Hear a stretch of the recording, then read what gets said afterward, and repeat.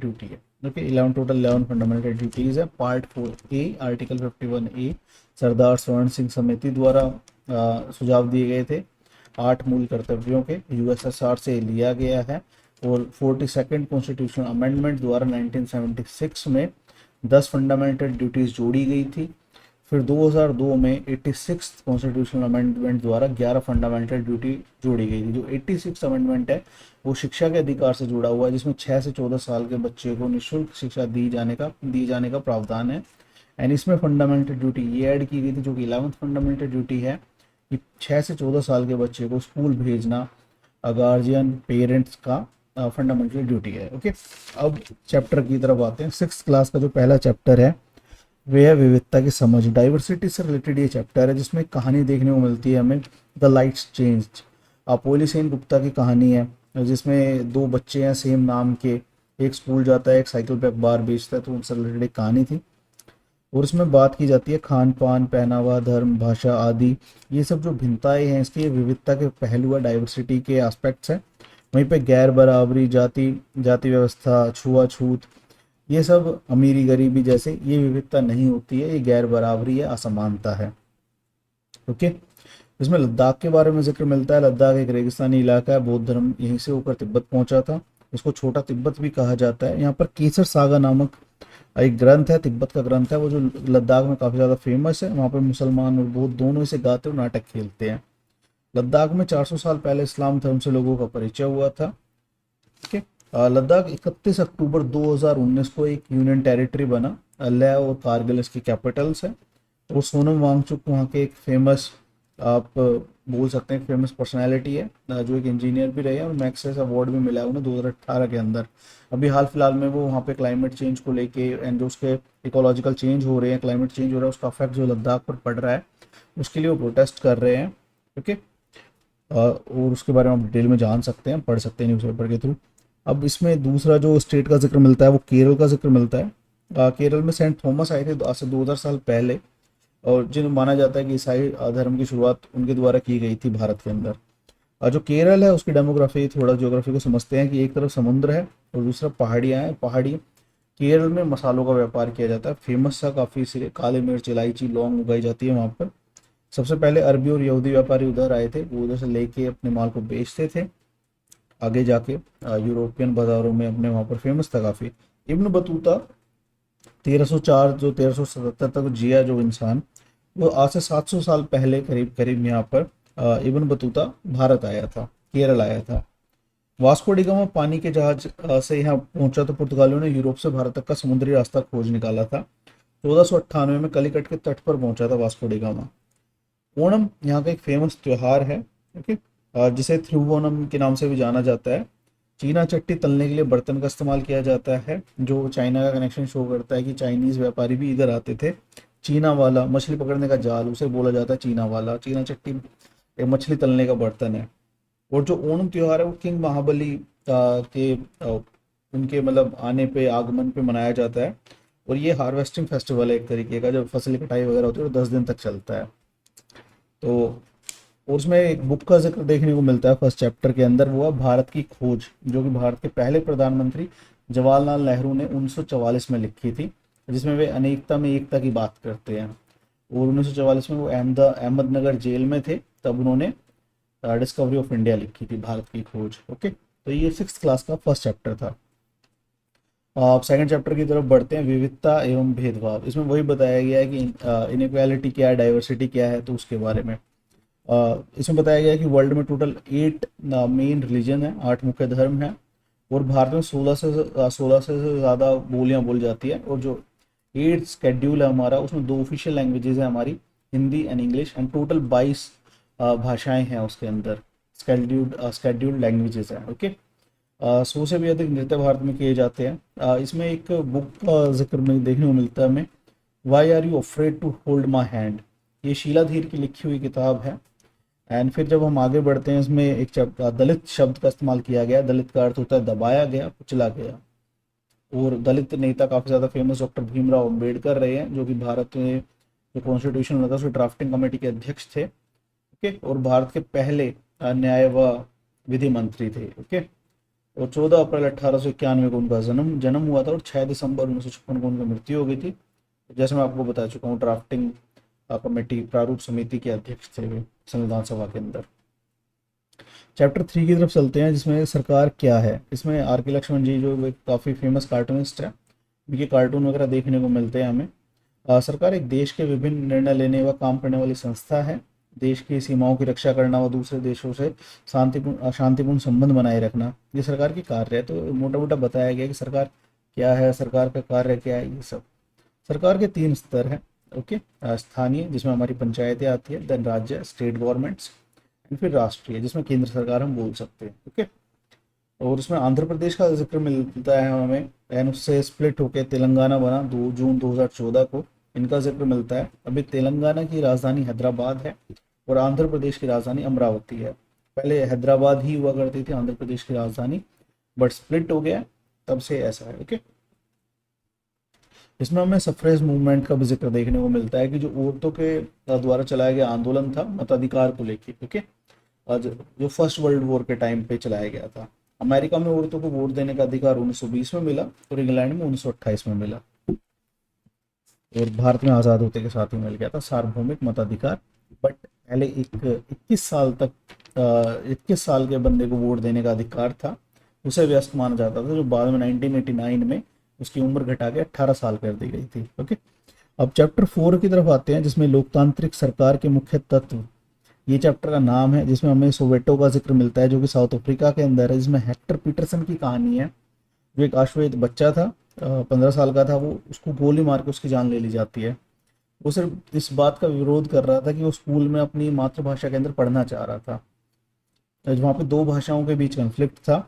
Afrikaans language वो वहाँ के वाइट जो लोग थे वो बोलते थे, और जूलू जो लैंग्वेज थी जूलू, वो वहाँ के ब्लैक लोग बोलते थे, अश्वेत लोग बोलते थे। तो 16 जून 1976 को हेक्टर पीटरसन को गोली मार दी गई। वह बस अपनी भाषा में स्कूल में पढ़ना चाहता था और अफ्रीकान सो पे जाने का विरोध कर रहा था।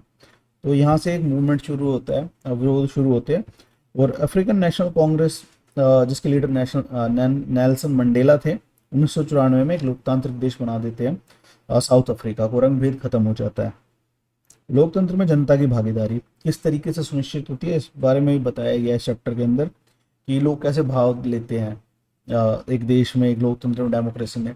फर्स्ट ऑफ ऑल इलेक्शंस जो कि आने वाले हैं हमारे, एंड दूसरा आलोचना करके, गवर्नमेंट की क्रिटिसाइज करके, पॉलिसीज़ को अगर कोई पसंद नहीं आ रही है तो, क्योंकि एट द एंड गवर्नमेंट हमें इलेक्ट करके भेज रहे हैं, एक तरीके से जनता की नौकर है, तो जनता की इच्छा बनती है कि वो अपनी राय प्रकट कर सके। अगर वो नीतियों से नाखुश हो तो उसका विरोध कर सकती है। राम मनोहर लोहिया कहते हैं कि जनता को हमें 5 साल इंतजार नहीं करती, तो वो यही दिखाते हैं यहाँ पे कि आलोचना कर सकते हैं, धरना कर सकते हैं, आंदोलन कर सकते हैं, अखबार, पत्रिका, सोशल मीडिया, टेलीविज़न के थ्रू अपनी बात गवर्नमेंट तक पहुँचा सकते हैं, क्रिटिसाइज कर सकते हैं अगर कोई पॉलिसीज़ पसंद ना आए तो। एंड वहीं पे हम आगे जब बढ़ते हैं तो भारतीय संविधान की बात करते हैं। यहाँ पे भारतीय संविधान और संविधान क्या है ये बताया गया है। पहले तो जो बुनियादी नियम व कानून है उनको एक साथ संजो के रखता है, तो वो संविधान है, जिससे एक गवर्नमेंट चलती है, एक देश का शासन चलता है, वो सारा चीज़ है। ठीक है, एंड विवादों का समाधान के लिए इसमें सुप्रीम कोर्ट को जैसे न्यायपालिका है, कार्यपालिका, न्यायपालिका, विधायिका, 3 स्तर है गवर्नमेंट के। विधायिका कानून बनाने का काम करती है, कार्यपालिका लागू करने का काम करती है, न्यायपालिका ये देखती है कानूनों का पालन सही से हो रहा है या नहीं हो रहा है, तो दंड देने का प्रावधान है। और जो संविधान का व्याख्याकार किसे बोला गया है, सुप्रीम कोर्ट को बोला गया है, क्योंकि at the end supreme court के पास ही पावर है। कोई डिस्प्यूट होने पे, कॉन्स्टिट्यूशनल कहीं पे चाहिए कि उसकी व्याख्या चाहिए, तो वो सुप्रीम कोर्ट करेगा वहाँ पर। ठीक है, अभी इसमें कावेरी नदी का विवाद देखने को मिलता है जो कर्नाटक और तमिलनाडु के बीच चल रहा है, अब पानी को लेके। ओके, जिसमें कृष्णा सागर बांध बनाया गया ऊपरी छोर पर कर्नाटक में, और मेट्रो बांध बनाया गया तमिलनाडु में। ओके, अब ये नहीं है कि पॉलिटिकल साइंस में इन सब का क्या काम है, ये विवाद तो है, ये आपको समझना पड़ेगा कि पूछा जा सकता है तमिलनाडु और कर्नाटक के बीच किस नदी को लेके बांध है, विवाद है, तो आपको बताना होगा। देन क्वेश्चन ये भी आ सकता है कि ये बांध कहाँ पर स्थित है, देन आपको ये पता होगा, तो थोड़ा डिटेल्स में जाना पड़ता है, ध्यान रखना पड़ता है। और कावेरी नदी को दक्षिण की गंगा भी कहते हैं। ओके, तो इसमें ये मेंशन नहीं है बुक के अंदर, तो मैं थोड़ा जो एडिशनल बाहर से अपना पढ़ा है वो भी ऐड करा है, वो मैं आप लोगों को साथ ही साथ बता रहा हूँ। 1990 में कावेरी जल विवाद न्यायाधिकरण की स्थापना की जाती है, और जो अंतर्राज्यीय नदी जल विवाद अधिनियम 1956 के तहत की जाती है। ओके। सुप्रीम कोर्ट ने 2018 में कावेरी नदी को राष्ट्रीय संपत्ति घोषित किया।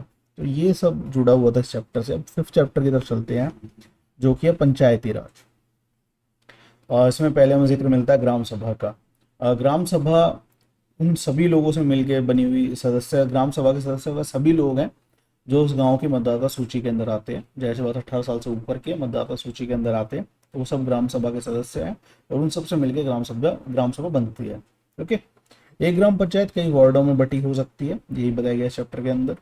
और हर एक वार्ड का एक प्रतिनिधि है, जिसे वार्ड पंच कहा जाता है। वार्ड पंच व पंचायत क्षेत्र के लोग मिलकर सरपंच को चुनते हैं, और यह मिलकर ग्राम पंचायत का गठन 5 वर्ष के लिए करते हैं। एक ग्राम पंचायत एक सचिव सरकार द्वारा नियुक्त किया जाता है, जिससे पंचायत का कार्य चल सके और हेल्प मिल सके सरपंच को या पंच को कार्य करने में। निर्मल ग्राम पुरस्कार दिए जाते हैं पंचायत में उल्लेखनीय काम करने के लिए। पंचों को दिया जाने वाला पुरस्कार है निर्मल ग्राम पुरस्कार। इसकी शुरुआत कब हुई, ये मुझे भी ऐड करना पड़ेगा इसके अंदर, ठीक है, देन आप इसे सर्च कर सकते हैं। एंड वहीं पे आगे जब बढ़ते हैं तो ग्राम पंचायत ग्राम सभा के प्रति जवाबदेह होती है, ये बताया गया। पंचायत के 3 स्तर हैं। जो त्रिस्तरीय फॉर्मूला है, इसको बलवंत राय मेहता समिति द्वारा दिया गया था 1957 में। ओके। जिसे इम्प्लीमेंट किया गया बाद में। ग्राम पंचायत, पंचायत समिति, विकास खंड, ब्लॉक खंड बोल सकते हैं हम इसे, फिर जिला परिषद, जिला पंचायत। तो ये 3 लेवल पंचायत है। तो अब हम आगे बढ़ते हैं थोड़ा। बलवंत राय मेहता समिति 1957 में बनी, त्रिस्तरीय पंचायत का चुनाव दिया। फिर अशोक मेहता समिति, इसका भी जो रिलेशन है वो पंचायत राज के साथ है, और यहाँ पे 2 स्तरीय पंचायत राज की सिफारिश करते हैं।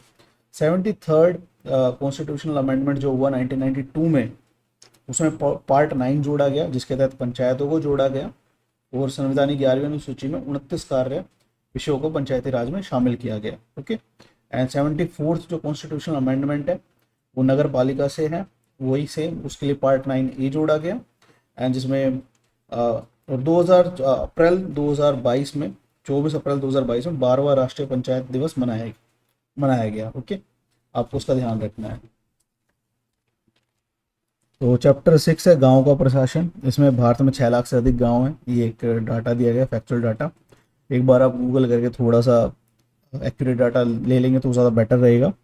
इसमें ज़रीब का जिक्र किया गया है, जो कि एक लंबी लोहे की छड़ होती है, जंजीर होती है खेत और ज़मीन नापने के लिए, जिसे पटवारी एक लोअर लेवल आप क्लर्कल बोल सकते हो रेवेन्यू डिपार्टमेंट के अंदर, तहसील के अंदर, उसका काम होता है ज़मीन का लेखा जोखा रखना, सारा रिकॉर्ड रखना, तो उसे पटवारी कहते हैं। ठीक है। और कुछ गाँवों के लिए एक पटवारी जिम्मेदार होता है, और जिस रजिस्टर में वो सारी एंट्री करता है उसे खसरा कहा जाता है। जिले के उपखंड, तहसील और तालुका बोला जाता है, उपखंड को, ब्लॉक को। और हिंदू अधिनियम धारा 2005 में बेटी, बेटियों व उसकी माँ को ज़मीन में बराबर हिस्सा मिलता है। ओके। अब चैप्टर 7 की बात करते हैं, जिसमें नगर प्रशासन की बात की गई है। वही 1994 के अंदर इसमें हमें सूरत का जिक्र देखने को मिलता है, जहाँ पर प्लेग फैल गया था, और प्लेग हवा के जरिए फैलता है। काफ़ी गंदी हालत थी, गंदगी थी, चूहों से फैलने वाली बीमारी है, हवा से ट्रांसमिट होती है, तो वो सब है। अभी 2022-23 में इंदौर फर्स्ट आता है, एंड सेकंड पे आता है सूरत। तो जहाँ 1994 में सूरत बहुत ज़्यादा गंदा शहर था, आज सेकंड में आया है। और अभी 2024 के अंदर फर्स्ट रैंक आई है सूरत की, जॉइंटली, मतलब 23-24 के अंदर फर्स्ट नंबर पे इंदौर और सूरत रहे हैं 2023 के अंदर, सबसे साफ शहर के मामले में। और ये रीडिंग्स, जो ये रैंकिंग दी जाती है, कैसे दी जाती है, स्वच्छ भारत मिशन के तहत दी जाती है। 2 अक्टूबर 2014 को स्वच्छ भारत स्वच्छ विद्यालय अभियान शुरू किया गया था। अब चैप्टर इसमें इतना बताया गया है, इससे ज़्यादा नहीं है। अब बात करते हैं चैप्टर 8 की। ओके। इसमें कलपट्टू का जिक्र देखने को मिलता है, जो कि तमिलनाडु का एक गाँव है, छोटी पहाड़ियों से घिरा हुआ, धान की खेती होती है वहाँ पे। और वहाँ पे टिफ़िन यानी खाने की हल्की फुल्की चीज़ें, टिफ़िन बोलते हैं, खाने पीने की हल्की फुल्की चीज़ों को तमिलनाडु के कलपट्टू में। ओके। आज इसमें सुबह इडली डोसा मिलता है, शाम को मैसूर पाक, वड़ा, बोंडा, ये सब मिलता है। संकर गाय की एक नस्ल यहाँ पे पाई जाती है। 40% खेती और मजदूर है देश के ग्रामीण परिवारों में। और यहाँ पे हमें चिजामी, फेक, नागालैंड, चखेसंग समुदाय, सीढ़ीनुमा खेती करने वाले लोग, ये सब समुदायों का पता लगता है जो नागालैंड के अंदर है। चिजामी, फेक, चखेसंग, ये सारे। यानी ये सीढ़ी नुमा खेती करते हैं, पहाड़ी इलाकों में सीढ़ी नुमा खेती ही होती है। अब इसमें कैटामैरिन के बारे में पता लगता है, जो मछुआरों की एक छोटी नाव होती है। मॉनसून जो 4 महीने का सीजन होता है उसमें मछलियों के प्रजनन का समय होता है। ये सारी जानकारी हमें चैप्टर 8 के अंदर देखने को मिलती है। अब चैप्टर 9 है जो 6 क्लास का, वो शहरी क्षेत्र में आजीविका की बात करता है, जिसमें सड़कों पे काम करने वाले रिक्शा चालक, स्ट्रीट हॉकर्स, वेंडर्स, ये सारे बाजार हैं, मार्केट्स हैं, मॉल्स हैं, फैक्ट्रियाँ हैं, ऑफिस हैं, इन सब का जिक्र मिलता है। तो ये थी 6 क्लास की एनसीईआरटी। और 7th क्लास की पॉलिटिकल साइंस के एनसीईआरटी की तरफ आते हैं। चैप्टर 1 है समानता, और जिसमें मताधिकार की बात की गई है। मताधिकार की समानता है, सभी वयस्क मताधिकार रखते हैं, सभी को एक वोट का हक है। डजेंट मैटर कि वो गरीब है, अमीर है, डॉक्टर है, या कूड़ा बीनने वाला है, सफाई कर्मचारी है, डॉक्टर है, आईपीएस आईएएस है, कोई भी है, सबको सिर्फ एक वोट का अधिकार है। ओके। और असमानताएं जाति व्यवस्था के थ्रू रिफ्लेक्ट करती है हमारी सोसाइटी के अंदर। दलित शब्द का इस्तेमाल देखने को मिलता है, जो कि कुचला हुआ, टूटा हुआ माना जाता है, इसका शाब्दिक अर्थ है। ओम प्रकाश वाल्मीकि का जिक्र मिलता है, जो 1950 से 2013 तक उनका जीवन काल रहा। एक प्रसिद्ध दलित लेखक थे। झूठन उनकी आत्मकथा है। और उसमें हमें सतत विकास लक्ष्य का जिक्र देखने को मिलता है एक जगह पे, कॉर्नर में बुक के अंदर। सेकंड जो सस्टेनेबल डेवलपमेंट गोल है वो है भूखमरी समाप्त करना। तो ये टोटल 17 सस्टेनेबल डेवलपमेंट गोल्स हैं, सतत विकास लक्ष्य है 17 टोटल, और इन्हें 2030 तक पाने का लक्ष्य निर्धारित किया गया है 2030 सतत विकास एजेंडा के तहत यूएन द्वारा, और ये 2015 में शुरू किए गए थे। तो 17 विकास लक्ष्य निर्धारित किए गए हैं। पहला है गरीबी की समाप्ति, दूसरा है भूखमरी समाप्त करना। ओके। और ये 17वीं बैठक हुई थी 2015 में यूएन की महासभा की, जिसमें इनकी घोषणा की गई, और 2030 लक्ष्य ये रखा गया सतत विकास एजेंडा। ओके। 2030 सतत विकास एजेंडा के तहत ये 17 सतत विकास लक्ष्य निर्धारित किए गए। अब बात करते हैं समानता की। अब समानता कैसे मिलती है हमें? पहला, कानून की दृष्टि में सभी समान है। दूसरा, किसी भी तरह का भेदभाव नहीं किया जाएगा। तीसरा, कहीं भी आने जाने की स्वतंत्रता। फोर्थ, छुआछूत की समाप्ति। तो ये सब समानता के अधिकार के तहत प्रावधान किए गए वो सारे हैं। समानता के अधिकार को दो तरह से लागू किया जाता है, कानून के द्वारा और सरकार की योजनाओं व कार्यक्रमों द्वारा। ओके। कानून की नज़र में सब समान है, तो कानून वहाँ पर सबको समानता की नज़र से देखता है, और सरकार अपनी स्कीम्स के तहत और कार्यक्रमों के द्वारा उसको सुनिश्चित करती है। अफर्मेटिव एक्शंस बोल सकते हैं आप, जैसे आरक्षण भी एक तरीके का कोई भेदभाव नहीं है। जो पिछड़े लोग हैं उनको बराबरी में लाने के लिए ही ये स्कीम्स चलाई जाती है। तो सोशल वेलफेयर स्कीम्स का भी उतना इम्पोर्टेंट रोल रहता है समानता सुनिश्चित करने में। ओके। अब इसमें मिड डे मील का जिक्र मिलता है हमें, जो कि सबसे पहले तमिलनाडु राज्य में आरंभ हुई थी। 2001 में सुप्रीम कोर्ट ने सभी राज्यों को इसे 6 माह के अंदर आरंभ करने का निर्देश दिया, मिड डे मील को। ओके। अब इसमें चैप्टर में हमें रोज़ा पार्क्स की स्टोरी देखने को मिलती है, जो कि 1913 से लेकर 2005 तक उनका जीवन रहा। एक अफ्रो अमेरिकन महिला थी। 1 दिसंबर 1955 को एक वो बस में जा रही थी, जिसके बाद है ना वहाँ पर उन्हें बस से मतलब खड़े होने के लिए कहा जाता है। वाइट लोगों के आने पे ब्लैक्स को सीट छोड़नी होती थी, पर उन्होंने सीट नहीं छोड़ी। उसके बाद उनकी आज़ादी की गई, जिसके बाद एक नागरिक अधिकार आंदोलन शुरू हुआ, सिविल राइट मूवमेंट शुरू हुआ, और 1964 के नागरिक अधिकार अधिनियम ने नस्ल, धर्म और राष्ट्रीय मूल के आधार पर भेदभाव निषेध कर दिया यूएसए के अंदर। ओके। अब भारतीय संविधान के आर्टिकल 15 के बारे में जानते हैं, जिसका जिक्र इस चैप्टर के अंदर देखने को मिलता है, जिसमें धर्म, मूल वंश, जाति, लिंग या जन्म स्थान के आधार पर विभेद का प्रतिषेध है। और इसका क्लॉज ये है कि राज्य किसी नागरिक के विरुद्ध केवल धर्म, मूल वंश, जाति, लिंग, जन्म स्थान या इनमें से किसी के आधार पर कोई विभेद नहीं करेगा। कोई सेकंड ये है कि कोई नागरिक केवल धर्म, मूल वंश, जाति, लिंग, जन्म स्थान या इनके आधार पर दुकानों, सार्वजनिक भोजनालयों, होटलों, सार्वजनिक मनोरंजन के स्थानों में प्रवेश या पूर्णतः या भागतः राज्य निधि से पोषित या साधारण जनता के प्रयोग के लिए समर्पित कुओं, तालाबों, स्नान घरों, स्नान घाटों, सड़कों और सार्वजनिक समागम के स्थानों के उपयोग के संबंध में कहीं भी निर्योग्यता, दायित्व, निर्बंधन या शर्तें के अधीन नहीं होगा। मतलब किसी भी तरीके का भेदभाव नहीं किया जाएगा वहां पर। अब चैप्टर 2 की तरफ बढ़ते हैं। इसमें राज्य सरकार का जिक्र मिलता है हमें देखने को। ओके। और इसमें ये देखने को मिलता है कि स्वास्थ्य में सरकारी क्या भूमिका है। चैप्टर 2 है राज्य सरकार। टीबी से हर साल 5 लाख से के आसपास लोग मर जाते हैं, ये एक डाटा दिया गया है इस चैप्टर के अंदर। 20 लाख मलेरिया केस हर साल रिपोर्ट किए जाते हैं। और जो हॉस्पिटल है इंडिया में वो काफ़ी कम है। 1950 में सिर्फ 2717 हॉस्पिटल थे। 1991 में संख्या बढ़ के 11,174 हुई। सन 2000 में 18,218 हुए और 2019 में एट प्रेजेंट 69,000 हॉस्पिटल्स हैं। सभी मिला के गवर्नमेंट एंड प्राइवेट, छोटे बड़े सभी मिला के इतने हॉस्पिटल्स हैं इंडिया के अंदर। भारत विश्व का दवाइयाँ निर्मित करने वाला तीसरा सबसे बड़ा देश है। संचारणीय बीमारियां पानी के द्वारा फैलती हैं। इनमें से 21% जल जनित होती है। हैजा, पेट के कीड़े व हेपेटाइटिस, ये सब गंदे पानी से फैलने वाली बीमारियां हैं।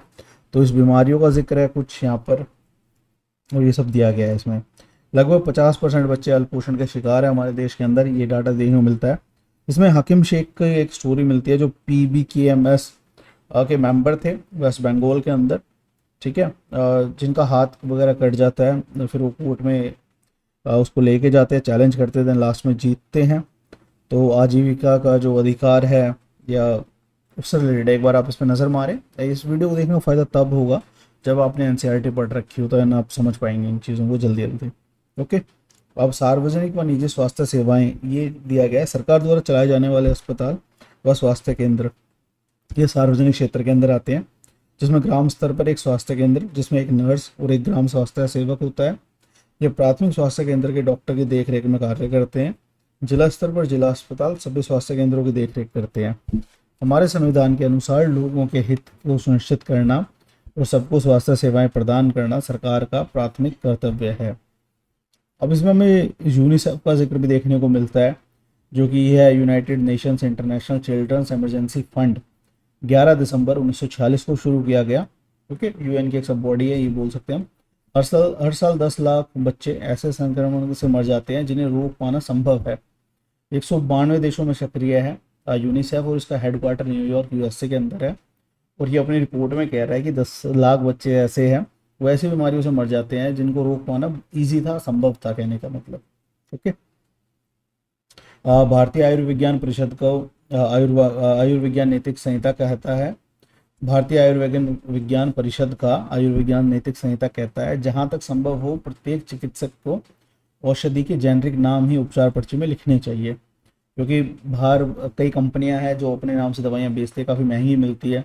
तो हम सॉल्ट बोलते हैं, लाइक लोकल लैंग्वेज में, कि भाई आप ये लिख दें उसके अंदर जो यूज़ हुआ है या उसका जेनरिक नाम लिख दें, जिससे वो सस्ते दामों पे बाहर किसी और कंपनी की मिल सकती है। ठीक है, वर्तमान में निजी सेवाएं तो बढ़ रही है परंतु सार्वजनिक नहीं। ठीक है, अभी घटती जा रही है डे बाय डे। एंड काफ़ी इल्ज़ाम लगाया जाता है कि गवर्नमेंट एम्प्लॉयज़ जो है वो मतलब उतने एफिशिएंटली काम नहीं करते हैं। ओके, बट वो सिनेरियो पुराना था, अभी चेंज हो गया काफ़ी ज़्यादा। तो अब जनसंख्या पे आते हैं। तो जनसंख्या के 20% लोग ही बीमारी के दौरान आवश्यक दवाइयों को खरीदने में सक्षम हैं, ये एक रिपोर्ट का आंकड़ा है। 40% लोग जो इलाज के लिए भर्ती होते हैं वे खर्चों का भुगतान करने के लिए पैसे उधार लेते हैं या अपनी कुछ संपत्ति बेचते हैं, जो उन्हें वापस गरीबी में पहुंचा देती है। ओके, अब इसमें फिर से हमें सतत विकास लक्ष्य देखने को मिलता है। थर्ड, 2 हम पहले देख चुके हैं, गरीबी की समाप्ति, भुखमरी की समाप्ति। तीसरा है उत्तम स्वास्थ्य और खुशहाली। ओके, 1996 केरल सरकार ने 40% बजट पंचायतों को दिया, गांव के लिए पानी, आहार, औरतों के लिए शिक्षा के लिए व्यवस्था संभव हो सके। इसीलिए सतत विकास लक्ष्य 6 का जिक्र देखने को मिलता है हमें, जल और स्वच्छता। छठा है जल और स्वच्छता।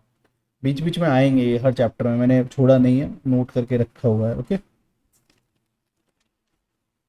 इसमें अब कोस्टारिका का जिक्र देखने को मिलता है हमें, जो कि मध्य अमेरिका का एक सबसे स्वस्थ देश है, हेल्दी देश है, कम लोग बीमार पड़ते हैं यहाँ पे। कोस्टारिका ने निर्णय किया कि देश में सेना नहीं रखेंगे, उस व्यय को शिक्षा, स्वास्थ्य व आधारभूत ज़रूरतों पर खर्च करने में मदद मिली। ओके, इन्होंने ये कहा कि भाई हम सेना रखेंगे, जो पैसा बचा वो फिर डेवलपमेंट पे, इन चीज़ों पर लगाया गया।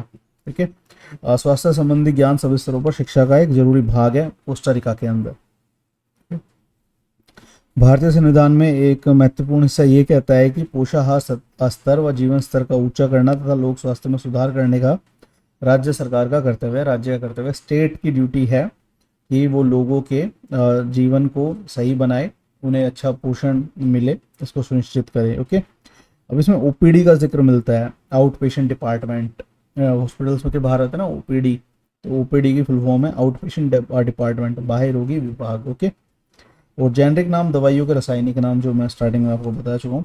अब इससे रिलेटेड एक योजना है जो भारत सरकार ने चलाई थी, आयुष्मान भारत योजना। 30 अप्रैल 2024 को आयुष्मान भारत दिवस मनाया गया। ओके, 30 अप्रैल 2024 को आयुष्मान भारत दिवस मनाया गया। ओके, प्रधानमंत्री जन आरोग्य योजना PMJAY, PMJ जिसे बोलते हैं, 2018 में लॉन्च की गई थी। 2018 में लॉन्च की थी। 5 लाख तक का बीमा राशि एक परिवार को दिया गया। इसके प्रभावी क्रियान्वयन के लिए NHA का गठन किया गया, नेशनल हेल्थ अथॉरिटी। ओके, तो ये था चैप्टर सेकंड। अब चैप्टर 3 की तरफ चलते हैं, जिसमें राज्य शासन कैसे काम करता है उसको बताया गया है। ओके, तो जैसा हम बता चुके हैं, सरकार के 3 स्तर हैं हमारे देश में, स्थानीय, राज्य, केंद्र। तो अब थोड़ा राज्य सरकार की तरफ चलते हैं। ठीक है, विधायकों का जिक्र मिलता है इसमें। पहले तो विधायक होते हैं MLA, member of legislative assembly, विधानसभा सदस्य जिन्हें बोला जाता है। ये डायरेक्ट जनता द्वारा चुने जाते हैं। और जैसे इसमें हिमाचल प्रदेश का जिक्र दिया गया है कि हिमाचल प्रदेश के अंदर 68 विधानसभा सीटें हैं, निर्वाचन क्षेत्र है। ओके, और बहुमत करने वाला दल जो होता है वो सत्ता पक्ष में चला जाता है, और जो अन्य विरोधी होते हैं वो विपक्ष में चले जाते हैं। सत्ता दल के विधायक अपना नेता चुनते हैं जो मुख्यमंत्री बनता है। सीएम अपने मंत्रियों का चयन करता है, और राज्यपाल मुख्यमंत्री व अन्य मंत्रियों को नियुक्ति करता है, शपथ दिलाता है। ओके, और राज्यपाल क्या होता है कि राज्य का प्रमुख होता है, जिसकी नियुक्ति केंद्र सरकार द्वारा की जाती है, मतलब राष्ट्रपति ही करते हैं केंद्र सरकार के परामर्श पर। ओके, और उनका कार्य ये सुनिश्चित करना होता है कि राज्य सरकार जो है संविधान के नियमों कानून इन्हीं के तहत कार्य कर रही है या नहीं कर रही है। ओके, विधानसभा में एकत्र सभी विधायक विधायिका कहलाते हैं, और सरकार का कार्यकारी हिस्सा शासन के विभिन्न विभाग, मंत्री और उसका प्रमुख मुख्यमंत्री कहलाता है। ये कार्यपालिका का निर्माण करते हैं। ओके, एंड राज्य में न्यायपालिका की भूमिका में होती है हाई कोर्ट। अब यूनिट 3 चैप्टर 4 की तरफ बढ़ते हैं, जिसमें लिंग, बोध, जेंडर, ये यूनिट 3 का नाम। इसमें चैप्टर 4 है लड़के और लड़कियों के रूप में बड़ा होना। ओके, अब इसमें समोआ द्वीप की स्टोरी मिलती है, जो कि पैसिफिक ओशियन के अंदर प्रशांत महासागर के दक्षिणी दक्षिणी हिस्से में द्वीपों का एक समूह एक भाग है। और 1920 के दशक में बच्चे स्कूल नहीं जाते थे यहाँ पे, लड़कों के अधिकांश काम करने होते थे यहाँ पे। मतलब जो हेड होती है ना फैमिली की, वो महिलाएं होती हैं समोआ कम्युनिटी के अंदर, ये बताया गया है। अब यहाँ पे हमें सतत विकास लक्ष्य 5th देखने को मिलता है, जो है लैंगिक समानता, जेंडर इक्वालिटी की बात करता है। 5th sustainable development goal. Okay, UN द्वारा शुरू किया गया था 2015 में, एजेंडा 2030 सस्टेनेबल डेवलपमेंट, उसके तहत टोटल 17 है।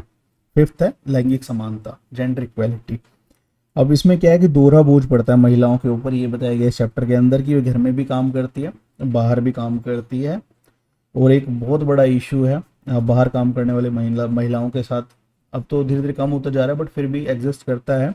मेट्रो सिटीज़ में तो बोल सकते हैं कि कम हो गया, बट रूरल इंडिया में अब भी है कि वेतन की असमानता है, एंड भेदभाव किया जाता है, एक्सप्लॉयटेशन होता है। तो वो सारी चीज़ें इसके अंदर इंक्लूड है, दोहरा बोझ पड़ता है महिलाओं पे। और इसमें एक प्रावधान के बारे में बताया गया कि अगर किसी संस्था में महिला कर्मचारियों की संख्या 30+ है, तो उसे वैधानिक रूप से बालवाड़ी, क्रैश जिसे बोलते हैं, कि सुविधा देनी होगी, जिसमें बच्चे उनके वहाँ पे रह सकें। ओके, अब चैप्टर 5 की तरफ बढ़ते हैं, औरतों ने बदली दुनिया, चैप्टर का नाम है। भारत में 83.6 महिलाएं खेतों में काम करती है। 61st नेशनल सैंपल सर्वे की रिपोर्ट है 2004-2005। इसमें लक्ष्मी लाकड़ा की कहानी देखने को मिलती है, झारखंड की है, जो एक लोको पायलट है। ड्राइविंग हर ट्रेन, नीतू लाल की लिखी हुई आर्टिकल स्टोरी है। अब राज सुंदरी देवी के बारे में बताया गया, जिसके अंदर जो 1800 से 1890 तक जीवित थी, वेस्ट बंगाल में थी। 60 वर्ष की आयु में बांग्ला में अपनी आत्मकथा लिखी, अमर जीवन, किसी भारतीय महिला द्वारा लिखी गई पहली आत्मकथा है ये। अब नेशनल सैंपल सर्वे का जिक्र मिलता है हमें ऊपर, NSSO, national sample survey office, जो इसे मर्ज कर दिया गया CSO के साथ, सेंट्रल स्टैटिस्टिकल ऑफिस, और बाद में NSO बनाया गया, नेशनल स्टैटिस्टिकल ऑफिस, जो वर्तमान में कार्य कर रहा है 23 मई 2019 को। ओके, अब इसमें पंडिता रमाबाई का जिक्र मिलता है। पंडिता की उपाधि है, पंडिता उपाधि दी गई उन्हें क्योंकि उन्हें संस्कृत पढ़ना और लिखना आता था। ओके, पुणे के पास खेड़ गांव में एक मिशन स्थापित किया गया, जिसमें विधवा और गरीब औरतों को शिक्षा व रोजगार के लिए कुशलताएं सिखाई जाती थी। ये पंडित रमाबाई के किए गए कार्य है सारे। अब रुकैया सखावत हुसैन का जिक्र मिलता है। एक लेडी लॉर्ड थी, का सपना सपना उन्होंने देखा, उसे कहानी लिखी उन्होंने, टाइटल था इसका सुल्ताना का स्वप्न, सुल्ताना's ड्रीम। इंग्लिश में लिखा गया ये स्टोरी थी उनकी, ठीक है। अब इसमें फोर्थ मिलता है हमें सतत विकास लक्ष्य को देखने में, जो गुणवत्तापूर्ण शिक्षा की बात करता है, क्वालिटी एजुकेशन की बात करता है। अब यहाँ पर लिटरेसी रेट के बारे में बताया जा रहा है थोड़ा बहुत। 1961 के अंदर 40% जो पुरुष थे हमारे देश के अंदर वो पढ़े हुए थे। लिटरेसी का अर्थ क्या है कि 7 साल से ऊपर का व्यक्ति जो अपना नाम लिखना जानता है उस टाइम पर उसे साक्षर माना गया।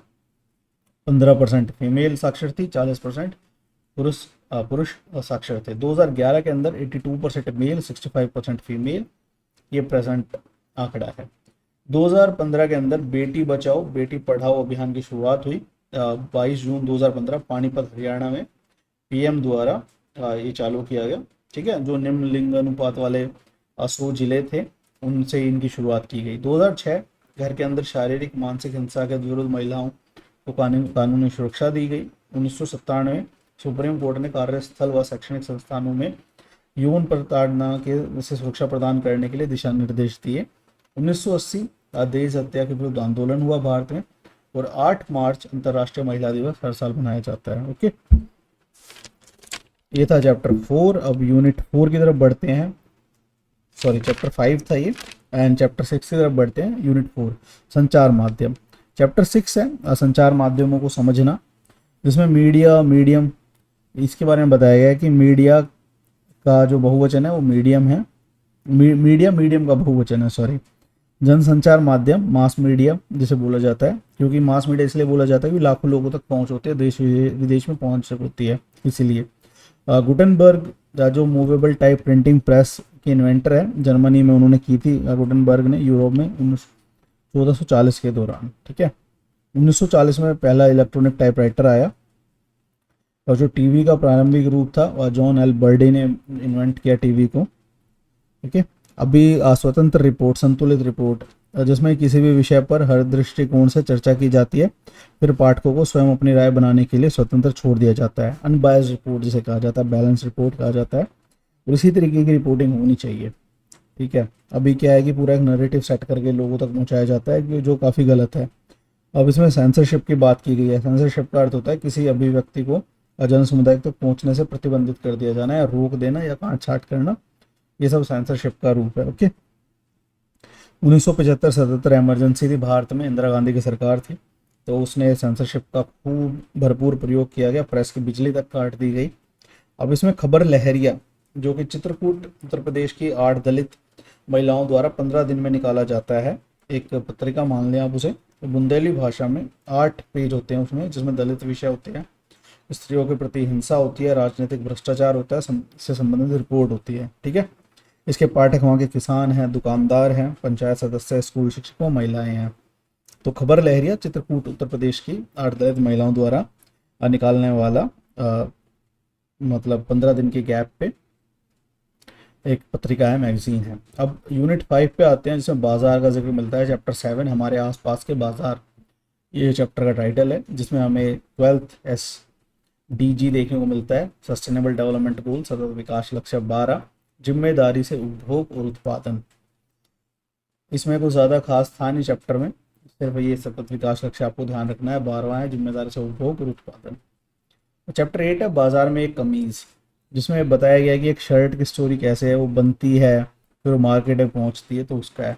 इसमें कुरनूल का जिक्र देखने को मिलता है, जो कि आंध्र प्रदेश में है, और इरोड तमिलनाडु में कपड़ा बाजार सप्ताह में 2 बार लगता है, इरोड के अंदर तमिलनाडु में। तो इन 2 जगह का देखने को जिक्र मिलता है।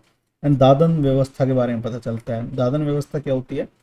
व्यापारी बुनकरों के बीच काम बांट देते हैं, बुनकर व्यापारी से सूत लेते हैं और तैयार कपड़ा देते हैं। सूत खरीदने के लिए अपना पैसा नहीं लगाना पड़ता, इसे पुटिंग आउट सिस्टम भी बोला जाता है। ओके, गणवेश योजना के बारे में देखने को जिक्र मिलता है। गणवेश योजना तमिलनाडु स्कूल में निःशुल्क सरकार पावरलूम बुनकरों की सहकारी संस्था है से कपड़ा लेती है। वह हस्तकरघा समितियों से भी वह कोऑपटेक्स नामक दुकानों के माध्यम से बेचती है।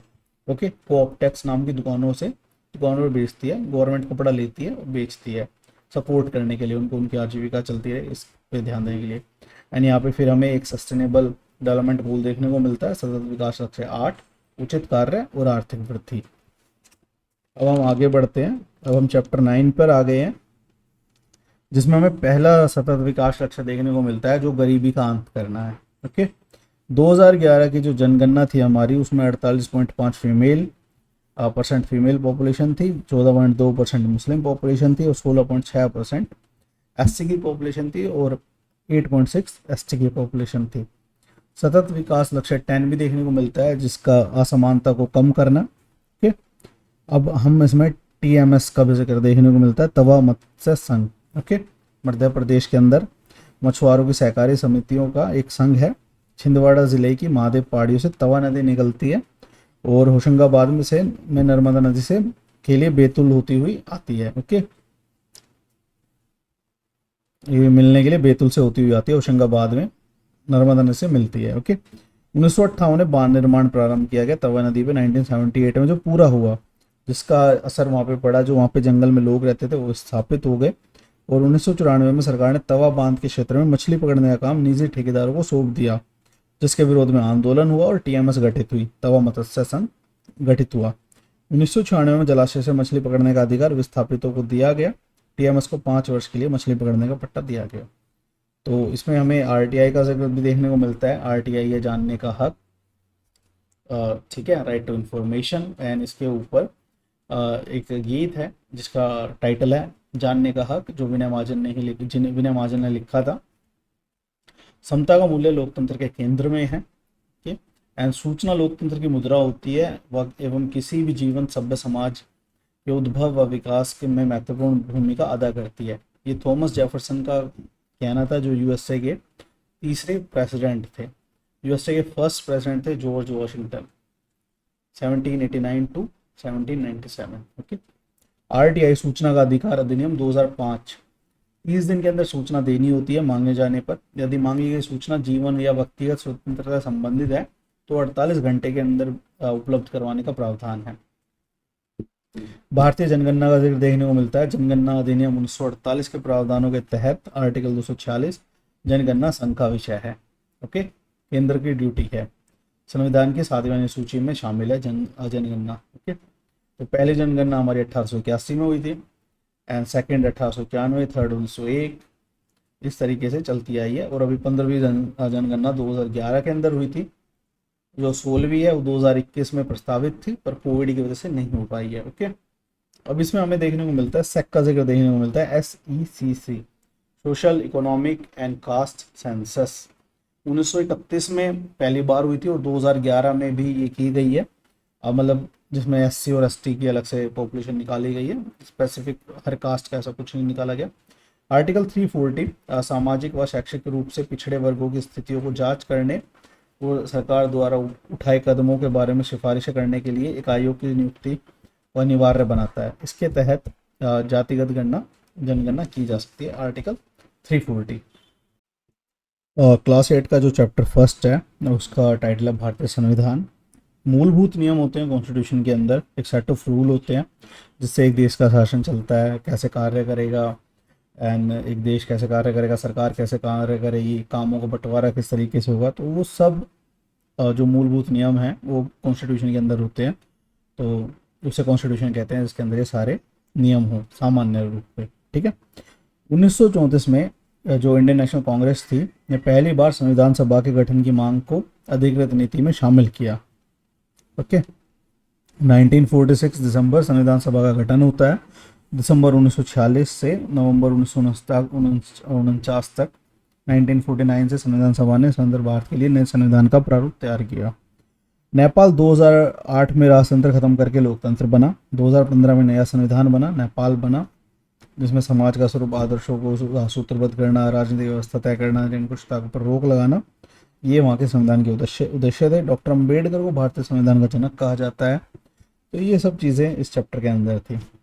अब यहाँ पर संघवाद का जिक्र देखने को मिलता है हमें। फेडरलिज्म, भारत में एक से ज़्यादा स्तर पर सरकारों का होना। ठीक है, मतलब डाइवर्सिटी, पावर का जो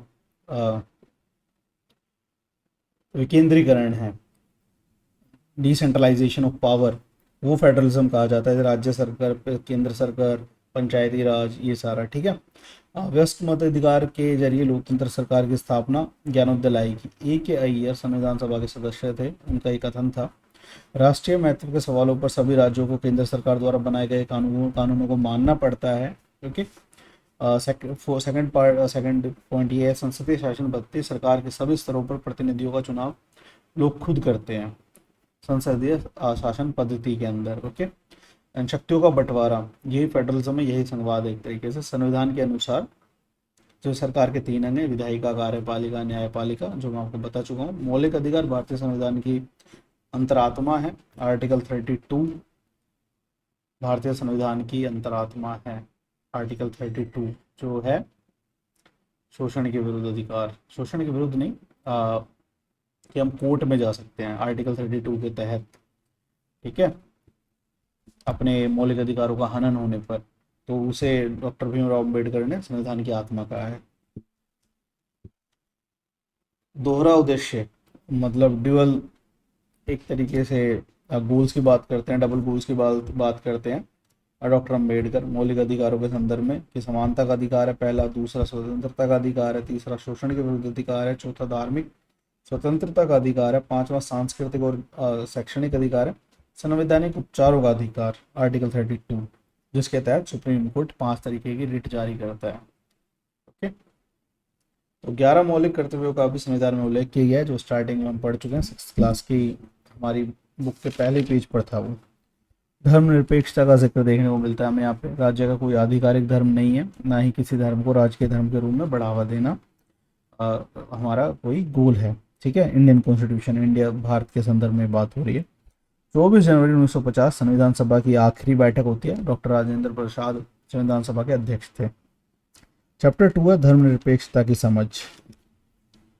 धर्म को राज्य से अलग रखने की ऐसी अवधारणा को धर्मनिरपेक्षता कहते हैं, कि बिल्कुल अलग रखता है। ये वेस्ट का कॉन्सेप्ट है। पर धर्मनिरपेक्षता भी 2 तरीके की, एक तरीके पश्चिमी धर्मनिरपेक्षता और एक भारतीय संदर्भ में धर्मनिरपेक्षता, जिसे बाद की क्लास में हम थोड़ा डिटेल में पढ़ेंगे। ओके। अभी यहाँ पे इतना बताया गया है। तो यहाँ पे वफादारी की शपथ ली जाती है यूएसए के अंदर। ओके। अब यूएसए जो है वहाँ पे फिर मोटा मोटा इसमें दिया गया है, धर्म और राज्य के बीच स्पष्ट अलगाव है यूएसए के अंदर। भारत में राज्य हस्तक्षेप कर सकता है धार्मिक मामलों में, एग्जाम्पल 3 तलाक, छुआछूत, इनके विरुद्ध कानून बना के। ओके। तो सकारात्मक इंटरफ्रेंस बोला जाता है, पॉजिटिव इंटरफ्रेंस कर सकता है इंडिया के अंदर, रिलीजन के अंदर स्टेट। ओके। फ्रांस 2004 में धार्मिक अथवा राजनीतिक चिन्हों प्रतीकों को धारण करके स्कूल आने पर रोक लग गई थी 2004 में फ्रांस के अंदर। अब थोड़ा सा एक्स्ट्रा इसमें ये है कि राष्ट्रीय बाल कार्य योजना 2016 का जिक्र देखने को मिलता है, जो उत्तरजीविता, स्वास्थ्य एवं पोषण, शिक्षा एवं विकास, संरक्षण और भागीदारी में वर्गीकृत, इसका जिक्र देखने को मिलता है राष्ट्रीय बाल कार्य योजना 2016। ओके। अब चैप्टर 3 पे आते हैं, जिसमें हमें संसद क्यों चाहिए, ये चैप्टर का नाम है, जिसमें संसद भारतीय लोकतंत्र का सबसे महत्वपूर्ण प्रतीक व केंद्रीय तत्व है। 2004 के आम चुनाव में पहली बार ईवीएम का प्रयोग किया गया। ओके। एंड 1909 में गवर्नमेंट ऑफ इंडिया एक्ट कुछ हद तक निर्वाचित प्रतिनिधित्व की व्यवस्था को मंजूरी दी गई, जिसमें तो अभी बोल सकते हैं कि जो इलेक्शन इंडिया के अंदर स्टार्ट हुए, ये बोल सकते हैं कि 1909 से हुए हैं, गवर्नमेंट ऑफ इंडिया एक्ट से। अब भारतीय संसद है, उसमें लोकसभा, राज्यसभा, ऊपरी सदन राज्यसभा है, निचला सदन लोकसभा है, जिसमें 245 सदस्य हैं होते हैं राज्यसभा के अंदर, जिसमें 12 मनोनीत होते हैं राष्ट्रपति द्वारा, और अध्यक्ष इसके उपराष्ट्रपति होते हैं, उपराष्ट्रपति सभापति होते हैं, इसके अध्यक्ष होते हैं। देश के राज्यों के प्रतिनिधि कानून बनाने का प्रस्ताव पेश कर सकती है। विधेयक पर राज्यसभा की मंजूरी आवश्यक है कानून बनाने के लिए, और विधानसभा के निर्वाचित सदस्य राज्यसभा सदस्यों का चुनाव करते हैं। ओके। वहीं पे लोकसभा की बात की जाए तो लोकसभा में 545 सदस्य हैं, जिसमें 2 मनोनीत होते हैं, जो कि हटा दिए गए बाद में, ठीक है, वो एंग्लो इंडियंस थे, उन्हें हटा दिया गया वहाँ से। अब लोकसभा अध्यक्ष स्पीकर होते हैं। बहुमत के लिए 272 सीट की आवश्यकता है। कार्यपालिका का चुनाव करना सरकार का, मतलब सरकार होती है जो चलाते हैं, मंत्री परिषद और ये सब उसमें शामिल होती है।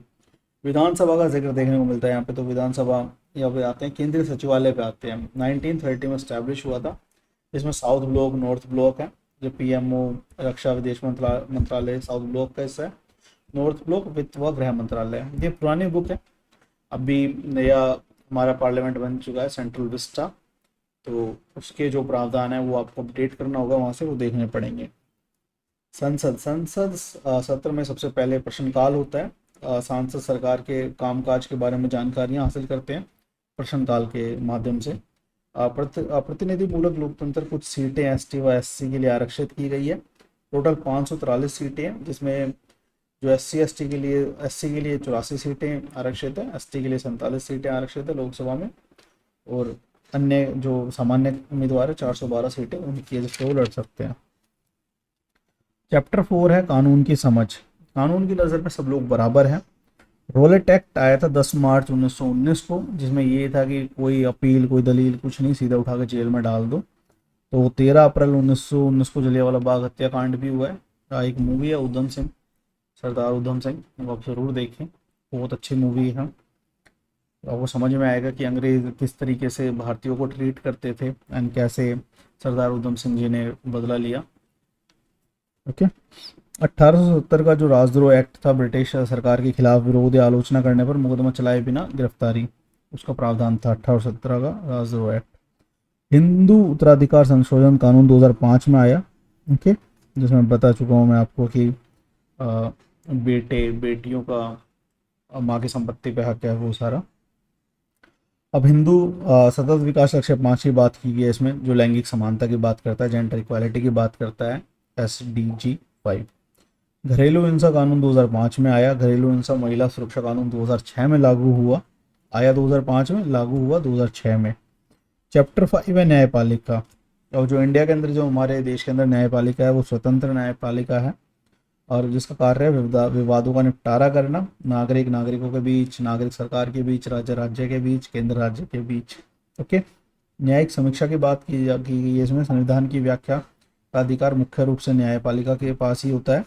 संसद द्वारा पारित कानून जो आधारभूत ढांचे का उल्लंघन करता है, उस कानून को रद्द कर सकती है।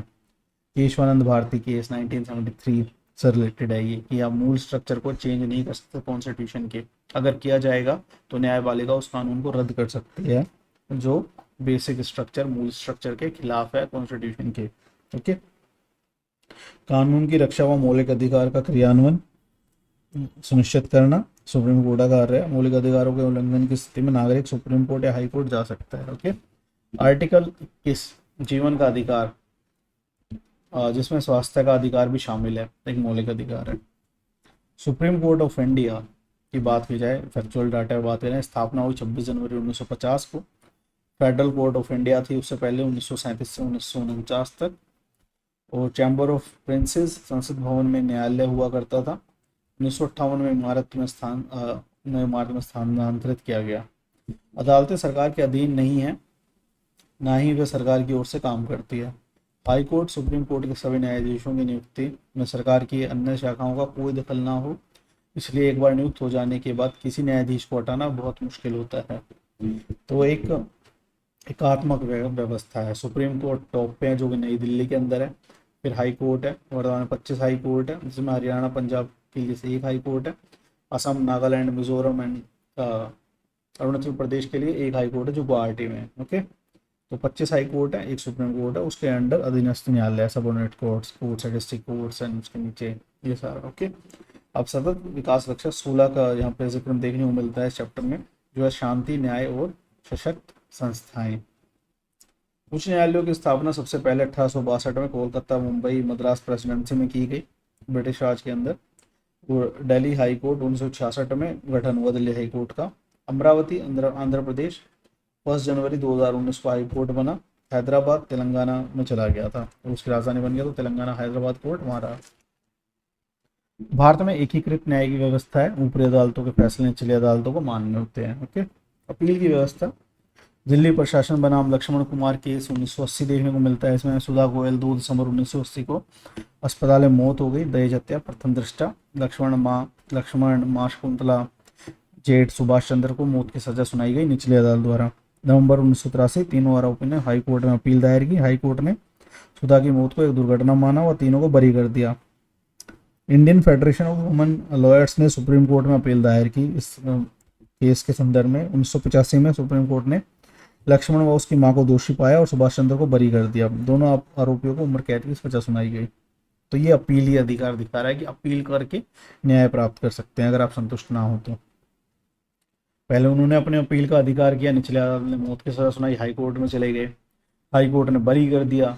देन जो Indian federation of women lawyers थी उन्होंने सुप्रीम कोर्ट में अपील की, देन सुप्रीम कोर्ट ने उन्हें दोषी पाया एंड उससे ऊपर अथॉरिटी है नहीं, वो आगे माफ़ी के लिए राष्ट्रपति के पास जा सकते हैं पर उससे ऊपर कोर्ट में नहीं जा सकते, ये पुनः विचार याचिका दायर कर सकते हैं, इससे ज़्यादा कुछ नहीं। तो ये सारा है।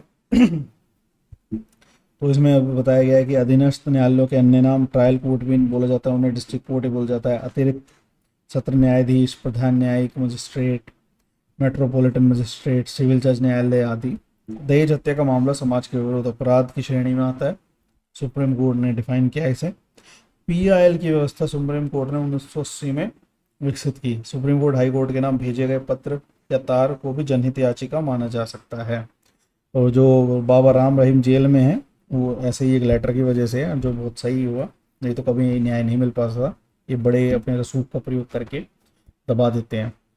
तो मिड डे मील की शुरुआत भी पीआईएल के फलस्वरूप की गई थी, ये बताया गया इसमें। आर्टिकल 21 जीवन के अधिकार में भोजन का अधिकार भी शामिल है। अब एक केस के बारे में और बात करते हैं, जो ओल्गा टेलिस बनाम बम्बई नगर निगम। अदालत ने आजीविका के अधिकार को जीवन का अधिकार का हिस्सा बताया है, जिसमें जो स्ट्रीट वेंडर्स थे उनके उजाड़ा जा रहा था एक तरीके से। तो ओल्गा टेलिस जो थे मुंबई नगर निगम के साथ मुकदमा चलता है, केस चलता है, जिसमें अदालत ने आजीविका के अधिकार को भी जीवन का अधिकार माना है और आर्टिकल 21 में शामिल किया है उसे। स्ट्रीट वेंडर्स एक्ट, पथ विक्रेता विनियमन अधिनियम 2014 बनाया गया बाद में। आप इसके क्लॉज पढ़ सकते हैं, इसके बारे में पढ़ सकते हैं, मैंने एक्स्ट्रा जानकारी इसके संदर्भ में अतिरिक्त नहीं दी है, सिर्फ देख सकते हैं आप। सतत विकास लक्ष्य है दूसरा, भुखमरी समाप्त करना, जो कि हम पहले पढ़ चुके हैं। चैप्टर 6 है हमारी आपराधिक न्याय प्रणाली। सबको निष्पक्ष सुनवाई का अधिकार है। आर्टिकल 22 के अनुसार प्रत्येक व्यक्ति को एक वकील के जरिए अपना बचाव करने का मौलिक अधिकार प्राप्त है। ओके। संविधान के आर्टिकल 39A में ऐसे नागरिकों को वकील मुहैया कराने की जिम्मेदारी राज्य के ऊपर सौंपी गई है जो गरीब या किसी और वजह से वकील नहीं रख सकते। आर्टिकल 22 प्रत्येक गिरफ्तार व्यक्ति के मौलिक अधिकार, गिरफ्तारी का कारण जीवन जानने का अधिकार। ठीक है, आर्टिकल 22 के तहत गिरफ्तार व्यक्ति के जो मौलिक अधिकार है वो है गिरफ्तारी का कारण जानने का अधिकार, गिरफ्तारी के 24 घंटे के भीतर मजिस्ट्रेट के सामने पेश होने का अधिकार, हिरासत में दुर्व्यवहार यातना से बचने का अधिकार, हिरासत में दिए गए इकबाल या बयान को आरोपी के खिलाफ सबूत के तौर पर इस्तेमाल नहीं किया जा सकता, 15 साल से कम उम्र के बच्चे व महिला को सवाल पूछने के लिए थाने में नहीं बुलाया जा सकता। DK बासु दिशा निर्देश, गिरफ्तारी हिरासत में लिए गए व्यक्ति के संबंधी पुलिस अधिकारी के दिशा निर्देश। ठीक है, जो पुलिस अधिकारी को दिशा निर्देश दिए गए थे, DK बासु दिशा निर्देश, उसमें FIR शिकायत दर्ज करने वाले को पुलिस से FIR की एक नकल मुफ्त पाने का कानूनी अधिकार होता है। ओके। चैप्टर 7 है इसमें हाशियाकरण की समझ। आदिवासियों को जनजाति भी कहा जाता है और आदिवासी मूल निवासी स्थान के। भारत में 500 प्लस आदिवासी समूह हैं, उड़ीसा में 60 प्लस अलग अलग जनजातीय समूह रहते हैं। जनजातीय धर्म इस्लाम, हिंदू, ईसाई, सिख इन सभी धर्मों से अलग है। आदिवासी अपने पुरखों, गांव और प्रकृति की उपासना करते हैं, पर्वत, नदी, पशुओं की आत्माओं की भी। पुरखों की उपासना घर में व बाकी सबकी गांव की सीमा में निर्धारित पवित्र लता कुंजों में की जाती है। 19वीं सेंचुरी में बहुत सारे आदिवासियों ने ईसाई धर्म अपनाया। संथाली सबसे ज़्यादा बोली जाने वाली आदिवासी भाषा है, जो झारखंड के रीजन में बोली जाती है, झारखंड छत्तीसगढ़ इस रीजन में। आदिवासी रियासतों व रजवाड़ों के अधीन नहीं रहे। असम में 70 लाख आदिवासी है। पवित्र पर्वत की पूजा करते हैं वो। ये पवित्र जो पर्वत है उसमें है न्यायमागिरी की पहाड़ियाँ, कालाहांडी जिला उड़ीसा के अंदर, डोंगरिया कोंड आदिवासी समुदाय का इलाका। खनन व खनन परियोजनाओं के कारण स्थापित होने वाले 50% से अधिक आदिवासी रहे हैं।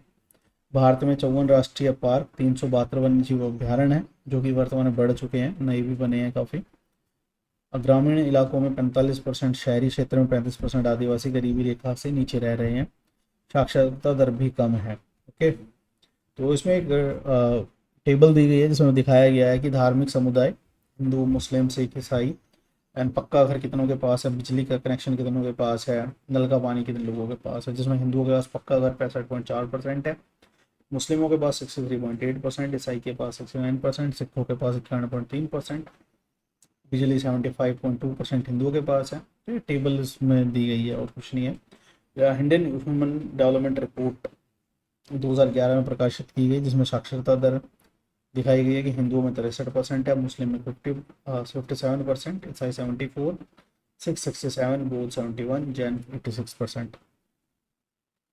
सरकारी नौकरियों में मुस्लिमों की आबादी को दर्शाया गया है। आबादी है 13.5% टोटल, जिसका जो मतलब सरकारी नौकरियों में मुस्लिम है टोटल 13.5% है। IAS 3% है, IEPS 4% है, IFS 1.8% है, PSUs के अंदर 3.3% है, स्टेट PSU के अंदर 10.8% है और बैंक में 2.2% है।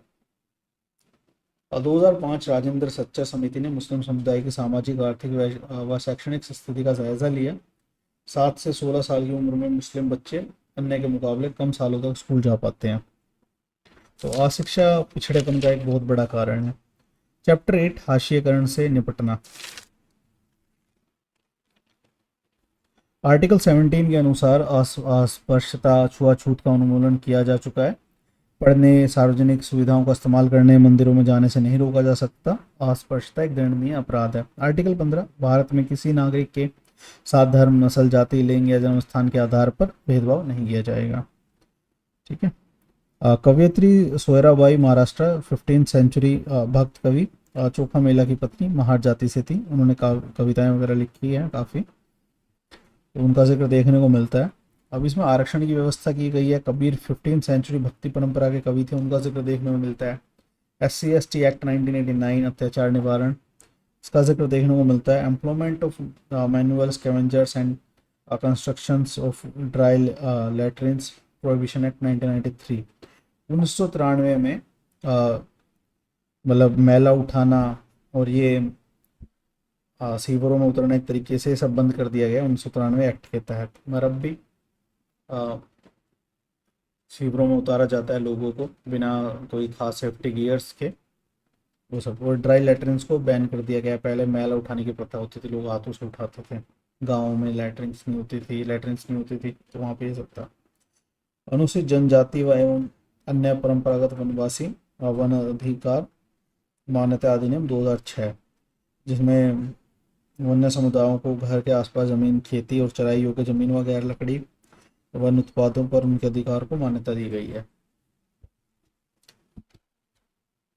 चैप्टर 9 जन सुविधाएं, जिसमें बिजली, सार्वजनिक परिवहन, स्कूल, कॉलेज आदि ये सब जन सुविधाओं के रूप हैं।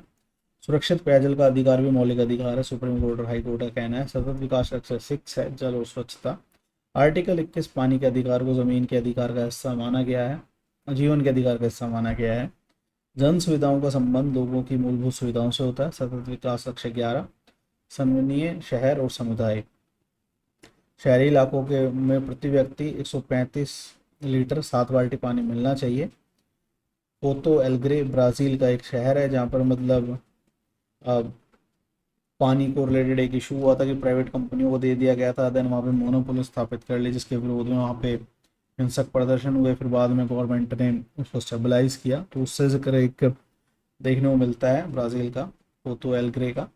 अब सतत विकास लक्ष्य 12 है, जिम्मेदारी से उपभोग व उत्पादन।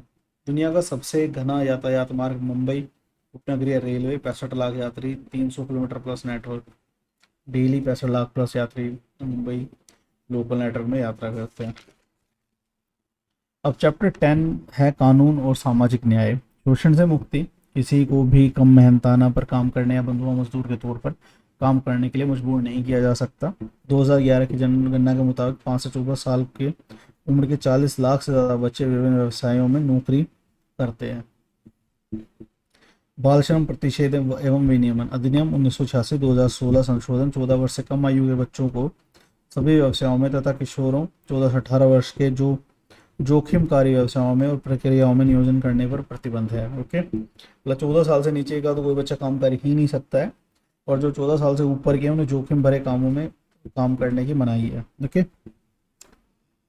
अब इसमें एक स्कीम है PENCIC, okay, platform for elective enforcement for no child labour, pencil.government.in website है, 2017 में बनाई गई, जिसमें शिकायत दर्ज कराने, चाइल्ड ट्रैकिंग, NCLP के कार्यान्वयन और मॉनिटरिंग के लिए। ओके, ये नेशनल चाइल्ड लेबर प्रोविजन जो था, उससे child labour provision. Bhopal gas त्रासदी 2 दिसंबर 1984 को हुई। यूनियन कार्बाइड कंपनी थी, मिथाइल आइसो साइवाइड कम गैस का रिसाव हुआ वहाँ पे, और 8,000 से ज़्यादा लोग मारे गए और 50,000 से ज़्यादा बीमार हो गए।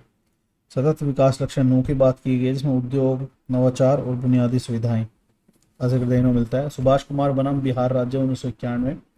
सुप्रीम कोर्ट ने कहा आर्टिकल 21 के तहत जीवन का अधिकार एक मौलिक अधिकार है, इसमें प्रदूषण मुक्त हवा व पानी का अधिकार भी शामिल है। 1998 सुप्रीम कोर्ट ने दिल्ली में चलने वाले सभी सार्वजनिक वाहनों को CNG पर चलने का निर्देश दिया। Centre for science and environment new Delhi में स्थित है। सतत विकास लक्ष्य 8 है, उचित कार्य और आर्थिक वृद्धि। तो ये क्लास 8 की NCERT थी पॉलिटिकल साइंस की। क्लास 9 की जो पॉलिटिकल साइंस की NCERT है, उसका फर्स्ट चैप्टर है समकालीन विश्व में लोकतंत्र। तो कंटेम्प्रेरी वर्ल्ड के अंदर जो उस टाइम पे सरकारें चल रही थी, किस तरीके से इवॉल्व हुआ, लोकतंत्र फैला, इन सब का जिक्र है। सल्वाडोर आयंदे का जिक्र देखने को मिलता है। चिले के जो राष्ट्रपति थे 1970 से 73 के अंदर, 11 सितंबर 1973 को नौसेना उनका तख्ता पलट कर देती है। और बाकी उन्होंने काफ़ी सोशल वेलफेयर स्कीम्स चलाई थी, जिसमें गरीबों और मजदूरों को फ़ायदा देने वाले कार्यक्रम थे। शिक्षा प्रणाली में सुधार किया गया था, भूमिहीन किसानों को मुफ्त जमीन दी गई थी, बच्चों को दूध दिया जाता था। 1973 में उनकी हत्या करके पिनोशे जो थे सैनिक शासन की शुरुआत करते हैं। 1988 तक जो चलता है, करीब 15 साल ये सैनिक शासन रहता है। मिशेल बेशेले चिले की महिला राष्ट्रपति बनती है 2006 के अंदर, और लैटिन अमेरिका की पहली रक्षा मंत्री का पद संभालने वाली महिला होती हैं वे। पोलैंड में लोकतंत्र की शुरुआत कैसे होती है? 1980 के अंदर जारुजेल्स्की की नेतृत्व में पोलिश यूनाइटेड वर्कर्स पार्टी का शासन चल रहा होता है, जो कि एक साम्यवादी दल था, कम्युनिस्ट पार्टी थी।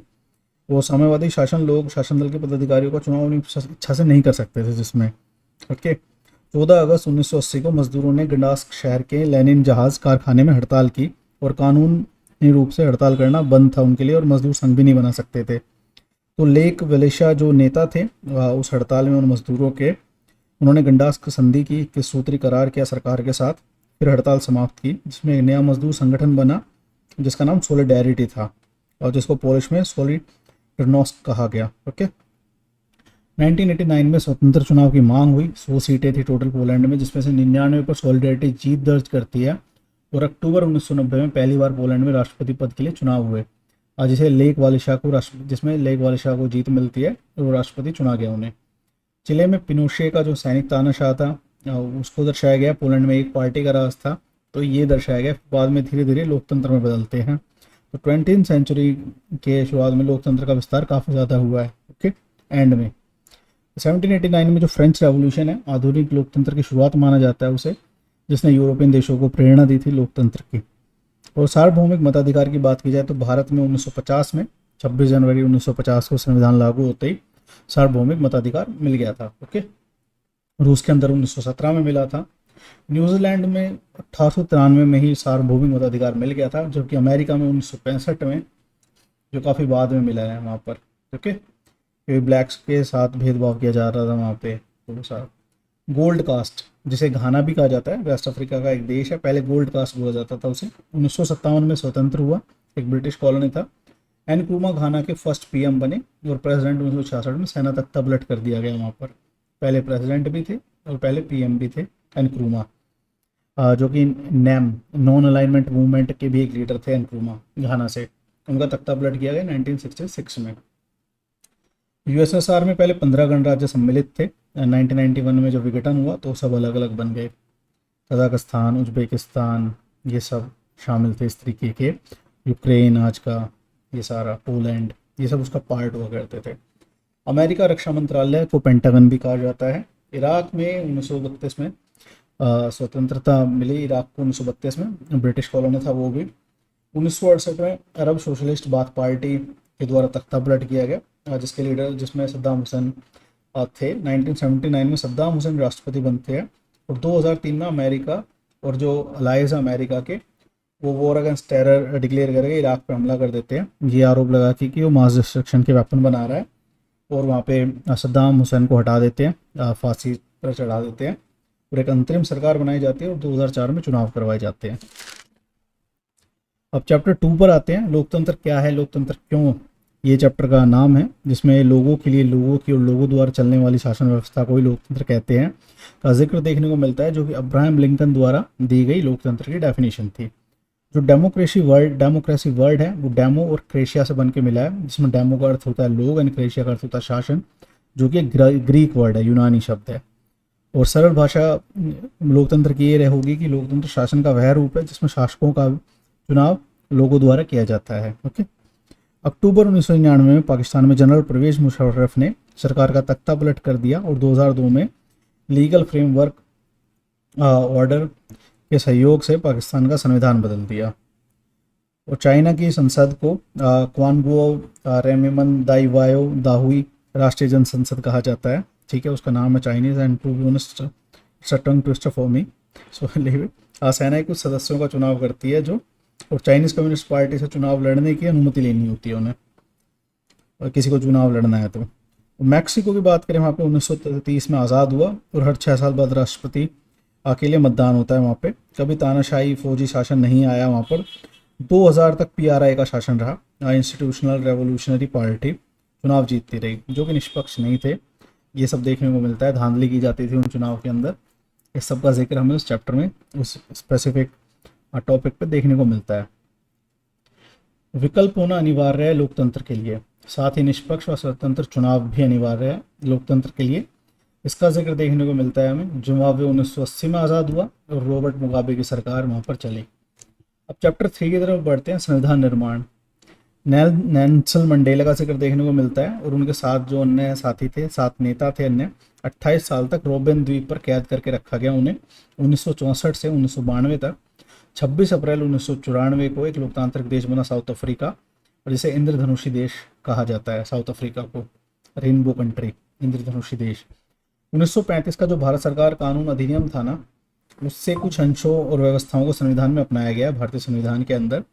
संविधान सभा के लिए चुनाव जुलाई 1946 में हुए, फिर पार्टीशन हो गया तो उसमें सदस्यों की संख्या कम हो गई, वो सारा इशू था वहाँ पर। फिर लास्ट में 26 नवंबर 1949 को संविधान लिखने का कार्य पूरा हुआ। उस वक्त संविधान सभा में 299 सदस्य थे। 26 जनवरी 1950 को संविधान लागू किया गया। 1931 में यंग इंडिया अखबार है जो महात्मा गांधी चलाते थे, और श्यामा प्रसाद मुखर्जी का जिक्र देखने को मिलता है जो जनसंघ के संस्थापक है। जनसंघ आप ये बोल सकते हैं भारतीय जनसंघ, बीजेपी जो एट प्रेजेंट है उसके उत्तराधिकारी है जनसंघ के। चैप्टर 4 चुनावी राजनीति। न्याय युद्ध आंदोलन चौधरी देवीलाल ने शुरू किया 1987 में। न्याय युद्ध आंदोलन, हरियाणा लोकदल पार्टी बनाई उन्होंने। क्षेत्र विशेष पर आधारित प्रतिनिधित्व प्रणाली, 543 लोकसभा सीटें निर्वाचन क्षेत्र में तय गई है। कारण इसका प्रत्येक चुनाव क्षेत्र में मतदाताओं की संख्या एक समान हो। 543 लोकसभा सीटें क्यों हैं? क्योंकि इसका परिसीमन जो अधिकारी होते हैं वो तय करते हैं, जनसंख्या के अनुपात में सीटों का बंटवारा किया जाता है। लोकसभा में 120 सीटें आरक्षित है, 79 एससी के लिए, 41 एसटी के लिए, आबादी के परसेंटेज के आधार पर। ग्रामीण व शहरी निकायों में 1/3 सीट महिलाओं के लिए आरक्षित है, जिसकी मांग चल रही है कि संसद में भी वो हो। उम्मीदवार बनने के लिए न्यूनतम आयु 25 वर्ष। अपराधियों, दिमागी असंतुलन वाले कुछ व्यक्तियों पर रोक है। गरीबी हटाओ का नारा 1971 में इंदिरा गांधी ने दिया, कांग्रेस सरकार ने। लोकतंत्र बचाओ 1977 जनता पार्टी का नारा था। जमीन जोतने वालों को 1977 वामपंथी वेस्ट बंगाल, जमीन जोतने वालों की, इस ये नारा दिया वामपंथियों ने, वहाँ पर लेफ्टिस्टों ने वेस्ट बंगाल के अंदर 1977 में। तेलुगु स्वाभिमान आंदोलन शुरू हुआ 1983 में। तेलुगु देशम एनटी रामाराव द्वारा नेतृत्व किया गया। चुनाव में नहीं किया जा सकता मतदाता को प्रलोभन, घूस या धमकी, जाति धर्म के नाम पर वोट मांगना, सरकारी तंत्र का दुरुपयोग। लिखा तो बहुत कुछ हुआ है पर ये अप्लाई नहीं हो रहा है इन रियल। जाति के नाम पर ही ज़्यादातर चुनाव लड़े जा रहे हैं और मांगे जा रहे हैं वोट, आज भी स्टिल 21st सेंचुरी के अंदर भी। लोकसभा में 25 लाख, विधानसभा में 10 लाख रुपए से अधिक चुनाव पर खर्च करना नहीं किया जा सकता है। आचार संहिता के तहत पाबंदी जो लगाई गई है, चुनाव प्रचार के लिए किसी धार्मिक स्थल के उपयोग पर, सरकारी वाहन, विमान व अधिकारियों के प्रयोग पर, चुनाव की घोषणा जारी हो जाने के बाद मंत्री द्वारा किसी बड़ी योजना के शिलान्यास, बड़े नीतिगत फैसले, लोगों को सुविधाएं देने वाले वायदे कानूनों पर रोक करने पर रोक लगाई जाती है। ठीक है। संस्थाओं का कामकाज, चैप्टर 5, कार्यालय ज्ञापन, 13 अगस्त 1990, 27% reservation for SEBC, socially economically backward classes. और the second backward classes commission जो बनाया गया, मंडल कमीशन जिसे कहा गया, 1978 में गठित हुआ था। राष्ट्रपति समूचे राष्ट्र का अध्यक्ष होता है और औपचारिक रूप से देश का सर्वोच्च अधिकारी होता है। चैप्टर 5, संस्थाओं का कामकाज के तहत ये सब इसमें जानकारियां दी गई है। प्रधानमंत्री सरकार का मुखिया होता है। प्रधानमंत्री की सिफारिश पर ही राष्ट्रपति अन्य मंत्रियों की नियुक्ति करता है। सरकारी निर्णय से उठने वाले सभी विवादों का निपटारा सर्वोच्च न्यायालय ही करते हैं। इंदिरा साहनी बनाम भारत सरकार 1992 एवं अन्य, ये ओबीसी आरक्षण के खिलाफ इन्होंने केस किया था। इंदिरा साहनी ने सुप्रीम कोर्ट गई थी ये, जिसमें ये खिलाफ थी 27% जो सोशली इकोनॉमिकली बैकवर्ड क्लासेस को आरक्षण के प्रावधान किया गया था, जिसमें पिछड़े वर्ग के ऐसे लोगों को आरक्षण नहीं मिलना चाहिए जिनका आर्थिक स्थिति काफ़ी अच्छी है। ये संशोधन इसमें किया गया। नॉन क्रीमी लेयर इंट्रोड्यूस किया गया। 8 सितंबर 1993 कार्मिक एवं प्रशासनिक मंत्रालय ने इस आदेश में संशोधन करके एक नया आदेश जारी किया। अब यहाँ पे संसद का जिक्र देखने को मिलता है। इसमें लोकसभा, राज्यसभा, लोअर हाउस लोकसभा है, राज्यसभा अपर हाउस है। भारत का राष्ट्रपति भी संसद का ही एक हिस्सा होता है, परंतु वह दोनों में से किसी एक भी सदन का हिस्सा नहीं होता। तो संसद के 3 हिस्से होते हैं, 2 नहीं होते हैं, राज्यसभा, लोकसभा, राष्ट्रपति। राष्ट्रपति में से किसी का सदस्य नहीं होता है और संवैधानिक प्रमुख होता है राष्ट्र का। संसद के फैसले राष्ट्रपति की मंजूरी मिलने के बाद ही लागू होते हैं। अधिकार क्षेत्र, असामान्य कानून को लागू करने के लिए दोनों सदनों में पारित करना जरूरी होता है। मतभेद की स्थिति में राज्यसभा व लोकसभा दोनों सदनों के संयुक्त अधिवेशन से लिया जाता है फैसला। अगर विवाद उत्पन्न हो जाता है तो लोकसभा में सरकारी बजट, पैसे संबंधित कोई कानून पारित हो जाए तो राज्यसभा उसे कभी खारिज नहीं कर सकती। राज्यसभा उसमें 14 दिन की देरी कर सकती है, संशोधन का सुझाव दे सकती है। मानना ना मानना लोकसभा के हाथ में है। ओके। लोकसभा मंत्री परिषद पर नियंत्रण रखती है। सरकार, कार्यपालिका को सरकार बोलते हैं, कार्यपालिका ही सरकार होती है। और उसके 2 कार्य होते हैं। एक तो मतलब एक राजनीतिक, मतलब 2 रूप है। एक राजनीतिक जिसका चुनाव द्वारा, जिसमें प्रधानमंत्री कार्यालय, मंत्रिपरिषद ये सब शामिल होते हैं। और दूसरा स्थायी, जिसमें प्रशासनिक सेवा रहते हैं, लोक सेवक रहते हैं। ठीक है, जो राजनीतिक कार्यपालिका के दिशा निर्देशानुसार कार्य करते हैं। जब मंत्री परिषद का जिक्र मिलता है, दोनों सदनों में 60 से 80 मंत्री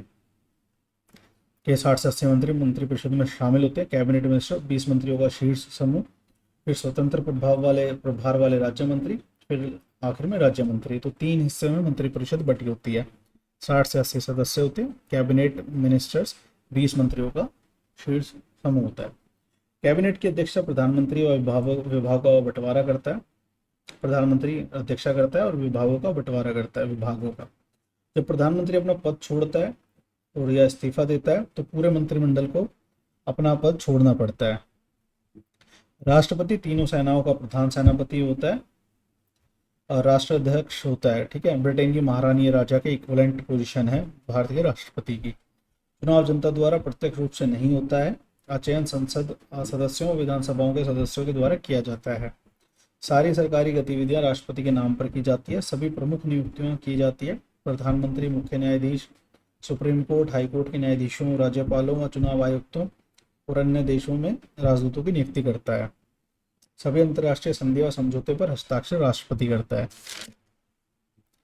जबकि किसी पार्टी गठबंधन को लोकसभा में स्पष्ट बहुमत प्राप्त नहीं होता तो राष्ट्रपति अपने विवेक से ऐसे नेता को पीएम नियुक्त करता है जो तय समय अवधि में लोकसभा में बहुमत जुटा सकता है। वह तय सीमा के भीतर बहुमत सिद्ध करने के लिए कहता है राष्ट्रपति।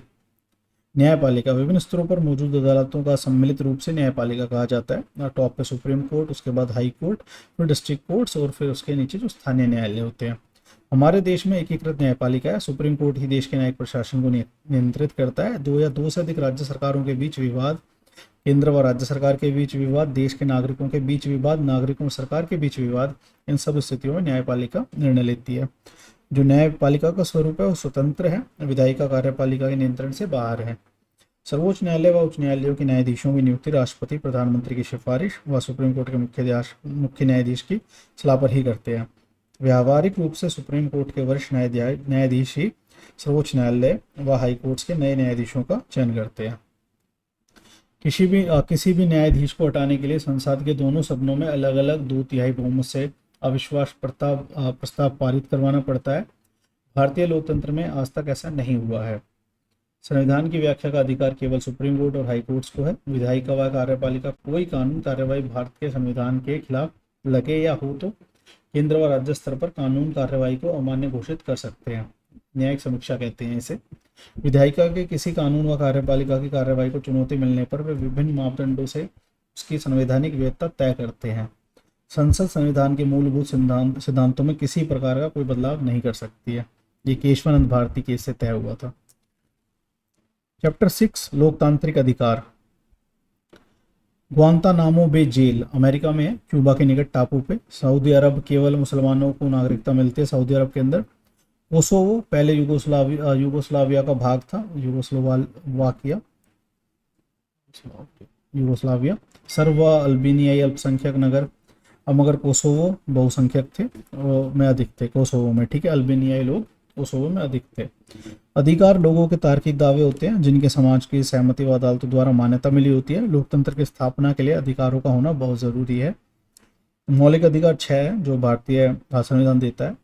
शोषण के समानता, स्वतंत्रता, धार्मिक स्वतंत्रता, संवैधानिक उपचार, शोषण के विरुद्ध अधिकार, शैक्षिक व सांस्कृतिक अधिकार। भारत सरकार भारतीय किसी भी नागरिक को कानून के समक्ष समानता या संरक्षण के मामले में समानता के उसके अधिकार से वंचित नहीं कर सकती है। स्वतंत्रता का अधिकार, अभिव्यक्ति की स्वतंत्रता है। इसके तहत शांतिपूर्ण ढंग से सभा करने की स्वतंत्रता, संघीय संगठन बनाने की स्वतंत्रता, देश में कहीं भी घूमने की स्वतंत्रता, देश के सभी भागों में रहने बसने की स्वतंत्रता, कोई भी काम धंधा व पेशा चुनने की स्वतंत्रता। स्वतंत्र भारत के प्रत्येक नागरिक को स्वतंत्रता भारत के प्रत्येक नागरिक को प्राप्त है। इसका तात्पर्य यह हुआ कि आप अपनी स्वतंत्रता का उपयोग इस तरह नहीं कर सकते जिससे दूसरे लोगों की स्वतंत्रता का हनन होता है। Salman Rushdie Satanic versus book पर भारत सरकार द्वारा प्रतिबंध लगाया गया। मौलिक अधिकारों को लागू कराने के मामले में निर्देश देने, आदेश या रिट जारी करने का अधिकार सिर्फ सुप्रीम कोर्ट व हाई कोर्ट को ही है। राष्ट्रीय मानवाधिकार आयोग का जिक्र देखने को मिलता है जिसकी स्थापना 1993 में कानून द्वारा की गई। सरकार का कोई नियंत्रण नहीं है उस पर। नियुक्ति राष्ट्रपति द्वारा, रिटायर्ड जज, ऑफिसर या कुछ मुख्य वीआईपी सिटीजन होते हैं उनके द्वारा। सजा देने का अधिकार नहीं है। मानवाधिकार हनन के मामले में स्वतंत्र जांच करना, गवाहों को समन देना, भेजकर बुला सकते हैं। High court headquarter Faridkot house है, कोपरनिकस मार्ग, नई दिल्ली, 11,001 पिन कोड। 14 राज्य मानवाधिकार आयोग, 14 राज्यों का भी अपना मानवाधिकार आयोग है। Writ supreme court high court द्वारा सरकार को दिया गया एक औपचारिक लिखित आदेश है। एमनेस्टी इंटरनेशनल मानवाधिकारों की रक्षा के लिए काम करने वाली कार्यकर्ताओं का एक अंतर्राष्ट्रीय संगठन है। तो ये सारा क्लास 9 की एनसीईआरटी के अंदर शामिल था। अब 10th क्लास के एनसीईआरटी शुरू करते हैं पॉलिटिकल साइंस की। चैप्टर 1 है सत्ता की साझेदारी, जिसमें हमें बेल्जियम का जिक्र देखने को मिलता है। बेल्जियम बॉर्डर करता है फ्रांस के साथ, नीदरलैंड के साथ, जर्मनी के साथ और लग्जमबर्ग के साथ, जिसका असर बेल्जियम की बोले जाने वाली भाषाओं पर दिखाई देता है। जो फ्लैमिश क्षेत्र है बेल्जियम का, वहाँ पे 59% आबादी डच बोलती है। वेलोनिया क्षेत्र जो है वहाँ पे 40% आबादी फ्रेंच बोलती है और 1% जर्मन स्पीकर्स हैं बेल्जियम के अंदर। जो बेल्जियम की राजधानी है ब्रुसेल्स, वहाँ पे 80% लोग फ्रेंच बोलते हैं, 20% डच बोलते हैं। एंड वहाँ पे कम्युनिटी गवर्नमेंट चलती है, सामुदायिक सरकार चलती है, जिसमें इन 3 भाषा बोलने वाले समुदायों को प्रतिनिधित्व दिया गया है। जो बेल्जियम की ऑफिशियल लैंग्वेज है उसमें डच भी है, फ्रेंच है, जर्मन, ये तीनों ऑफिशियल लैंग्वेजेस है अब बेल्जियम की। एंड जो ईयू का संसद है, ईयू का पार्लियामेंट है जो यूरोपियन यूनियन का, वो बेल्जियम की राजधानी ब्रुसेल्स में है। ओके, तो ये बेल्जियम के बारे में इस चैप्टर के अंदर जिक्र देखने को मिलता है। फिर श्रीलंका का जिक्र देखने को मिलता है जो 1948 में आज़ाद हुआ था। एंड वहाँ पे 2 समुदाय है, सिन्हली और तमिल। और यही भाषा वहाँ पे बोली जाती है, सिन्हली एंड तमिल। 18% जो तमिल है वहाँ पे, जिसमें से 13% श्रीलंकाई मूल के तमिल है एंड 5% भारतीय मूल के तमिल है, जिन्हें ब्रिटिशर्स लेके गए थे कभी ना कभी वहाँ पर। जो 70 मेजोरिटी है वो थोपी गई थी, जिसके वहाँ चलते वहाँ पे विरोध उत्पन्न होता है 1980s के अंदर। एंड लिट्टे एक संगठन खड़ा होता है जो हथियार उठा लेता है श्रीलंकाई गवर्नमेंट के अगेंस्ट। लिट्टे का अर्थ है लिबरेशन टाइगर्स ऑफ तमिल इलम। जो इलम का मतलब होता है सरकारी, तमिल सरकार की मांग कर रहे थे। ऊपर नॉर्थन श्रीलंका में काफ़ी ज़्यादा एक्टिव थे वहाँ पर। एंड उस टाइम के जो तत्कालीन प्रधानमंत्री थे हमारे राजीव गांधी, वो इंडो श्रीलंकन अकॉर्ड साइन करते हैं 1987 के तहत अंदर, जिसके तहत इंडियन पीस कीपिंग फोर्स उतार दी जाती है श्रीलंका में लिट्टे के अगेंस्ट। जिसके कारण ये होता है कि राजीव गांधी की हत्या कर दी जाती है 1991 के अंदर, बॉम्ब ब्लास्ट करके उन्हें मार दिया जाता है। ओके, तो ये श्रीलंका का जिक्र है यहाँ पे। एंड श्रीलंका जो चैप्टर में जुड़ा हुआ था मामला तो मैं आपको बता चुका हूँ। तो फर्स्ट चैप्टर ये था हमारा। इसमें लेबनान का जिक्र भी मिलता है एक जगह, लेबनान की राजधानी बैरूत है, आप इतना ध्यान रखें। अब आगे बढ़ते हैं। चैप्टर 2 है जो संघवाद है। संघवाद क्या होता है? बेसिकली सत्ता का बंटवारा। शासन व्यवस्था अगर दो या दो से अधिक स्तर है तो वो संघीय शासन व्यवस्था है, और अगर एक ही स्तर है तो वो एकात्मक शासन व्यवस्था है। जो संघीय शासन व्यवस्था है उसकी खासियत क्या है? इसमें क्या है कि दो स्तर पर सरकारें होती है, केंद्र सरकार, राज्य सरकार। एंड भारत के अंदर 3 स्तर पे सरकारें हैं। एक तो ग्राउंड लेवल पे पंचायत, नगर पंचायत बोल सकते हैं हम, नगर पालिका जिसे बोलते हैं, ग्राम पंचायत और नगर पालिका ग्राउंड लेवल पे। देन उससे ऊपर राज्य सरकार है, देन उसके ऊपर केंद्र सरकार है। ठीक है। और संविधान में ना बिल्कुल क्लियर मेंशन किया होता है कि किसके पास क्या पावर्स है, कौन किन टॉपिक्स के ऊपर काम करेगी। तो ये फेडरलिज्म का रूप है। एंड सबके इनके अपने अपने काम करने के लिए जैसे बात है पैसा चाहिए, एंड पैसा टैक्स के थ्रू कलेक्ट करते हैं। तो अलग अलग सोर्सेज मेंशन कर रखे हैं जहाँ से टैक्स लगा के अपना रेवेन्यू जनरेट कर सकते हैं, काम कर सकते हैं। जो संघवाद का उद्देश्य है, संघीय शासन व्यवस्था का उद्देश्य क्या है? वो ये है कि देश की एकता की सुरक्षा करना, उसे बढ़ावा देना तथा इसके साथ ही क्षेत्रीय विविधताओं का पूरा सम्मान करना। ओके। संघीय शासन व्यवस्थाएं 2 तरीकों से गठित होती है आमतौर पर। 2 या अधिक स्वतंत्र राष्ट्रों को एक साथ लाकर एक बड़ी इकाई गठित करना, जैसे यूएसए के अंदर किया गया, स्विट्जरलैंड के अंदर किया गया, ऑस्ट्रेलिया के अंदर किया गया है। एंड वहीं पे दूसरी तरफ इंडिया का एग्जाम्पल है, जैसे एक ही बड़ा देश है और अपनी आंतरिक विविधता के कारण उसको ध्यान में रखते हुए राज्यों का गठन कर दिया गया है भाषा आधार पर भारत के अंदर। तो फिर राष्ट्रीय राज्य सरकारों के बीच सत्ता का बंटवारा है, जैसे भारत, बेल्जियम और स्पेन में किया गया है। संविधान में स्पष्ट रूप से केंद्र व राज्य सरकारों के बीच विधायी अधिकारों को 3 हिस्सों में बांटा गया है। केंद्र सूची, जिसे संघ सूची भी कहा जाता है, जिसमें देश की रक्षा, विदेशी मामले, बैंकिंग, संचार, मुद्रा जैसे राष्ट्रीय महत्व के विषय शामिल है। देश में इन पर एक समान एक ही तरह की नीतियों की जरूरत है, इसलिए इन्हें केंद्र सूची में रखा गया है। वहीं पे दूसरी तरफ राज्य सूची है, जिसमें पुलिस, व्यापार, वाणिज्य, कृषि व सिंचाई जैसे प्रांतीय व स्थानीय महत्व के विषय हैं। राज्य सूची में वर्णित विषयों पर केवल राज्य सरकार ही कानून बना सकती है। फिर है समवर्ती सूची, जिसपे शिक्षा, वन, मजदूर संघ, विवाह, गोद लेना व उत्तराधिकार जैसे विषय है। इन विषयों पर केंद्र व राज्य दोनों सरकार कानून बना सकती है। अगर कोई विवाद होता है तो केंद्र सरकार का कानून मान्य होगा, ना कि राज्य सरकार का। और एक विशिष्ट सूची बोल सकते हैं आप, स्पेशल, क्योंकि उस टाइम पे जो विषय थे सामने वो तो मेंशन कर दिए कॉन्स्टिट्यूशन के अंदर। जो जैसे बाद में इंटरनेट आ गया है, देन उससे जुड़े कुछ मामले हैं, तो जो भी विशिष्ट मामले उन पे केंद्र का दबदबा है, एक तरीके से वो बना सकते हैं कानून उस पर। तो भारत के अंदर 22 अनुसूचित भाषा है। संविधान की 8वीं अनुसूची में शामिल 22 स्केड्यूल्ड लैंग्वेजेस हैं, जिसमें हिंदी राजभाषा है जो 40% भारत के लोग बोलते हैं, उनकी मातृभाषा है। 40% भारतीय लोगों की 1991 की जनगणना के हिसाब से। राज्यों की भी अपनी अपनी राजभाषाएं हैं, जैसे असमिया, बांग्ला, बोडो, डोगरी, गुजराती, हिंदी, कन्नड़, कश्मीरी, कोंकणी, मैथिली, मलयालम, मणिपुरी, मराठी, नेपाली, उड़िया, पंजाबी, संस्कृत, संथाली, सिंधी, तमिल, तेलुगु व उर्दू।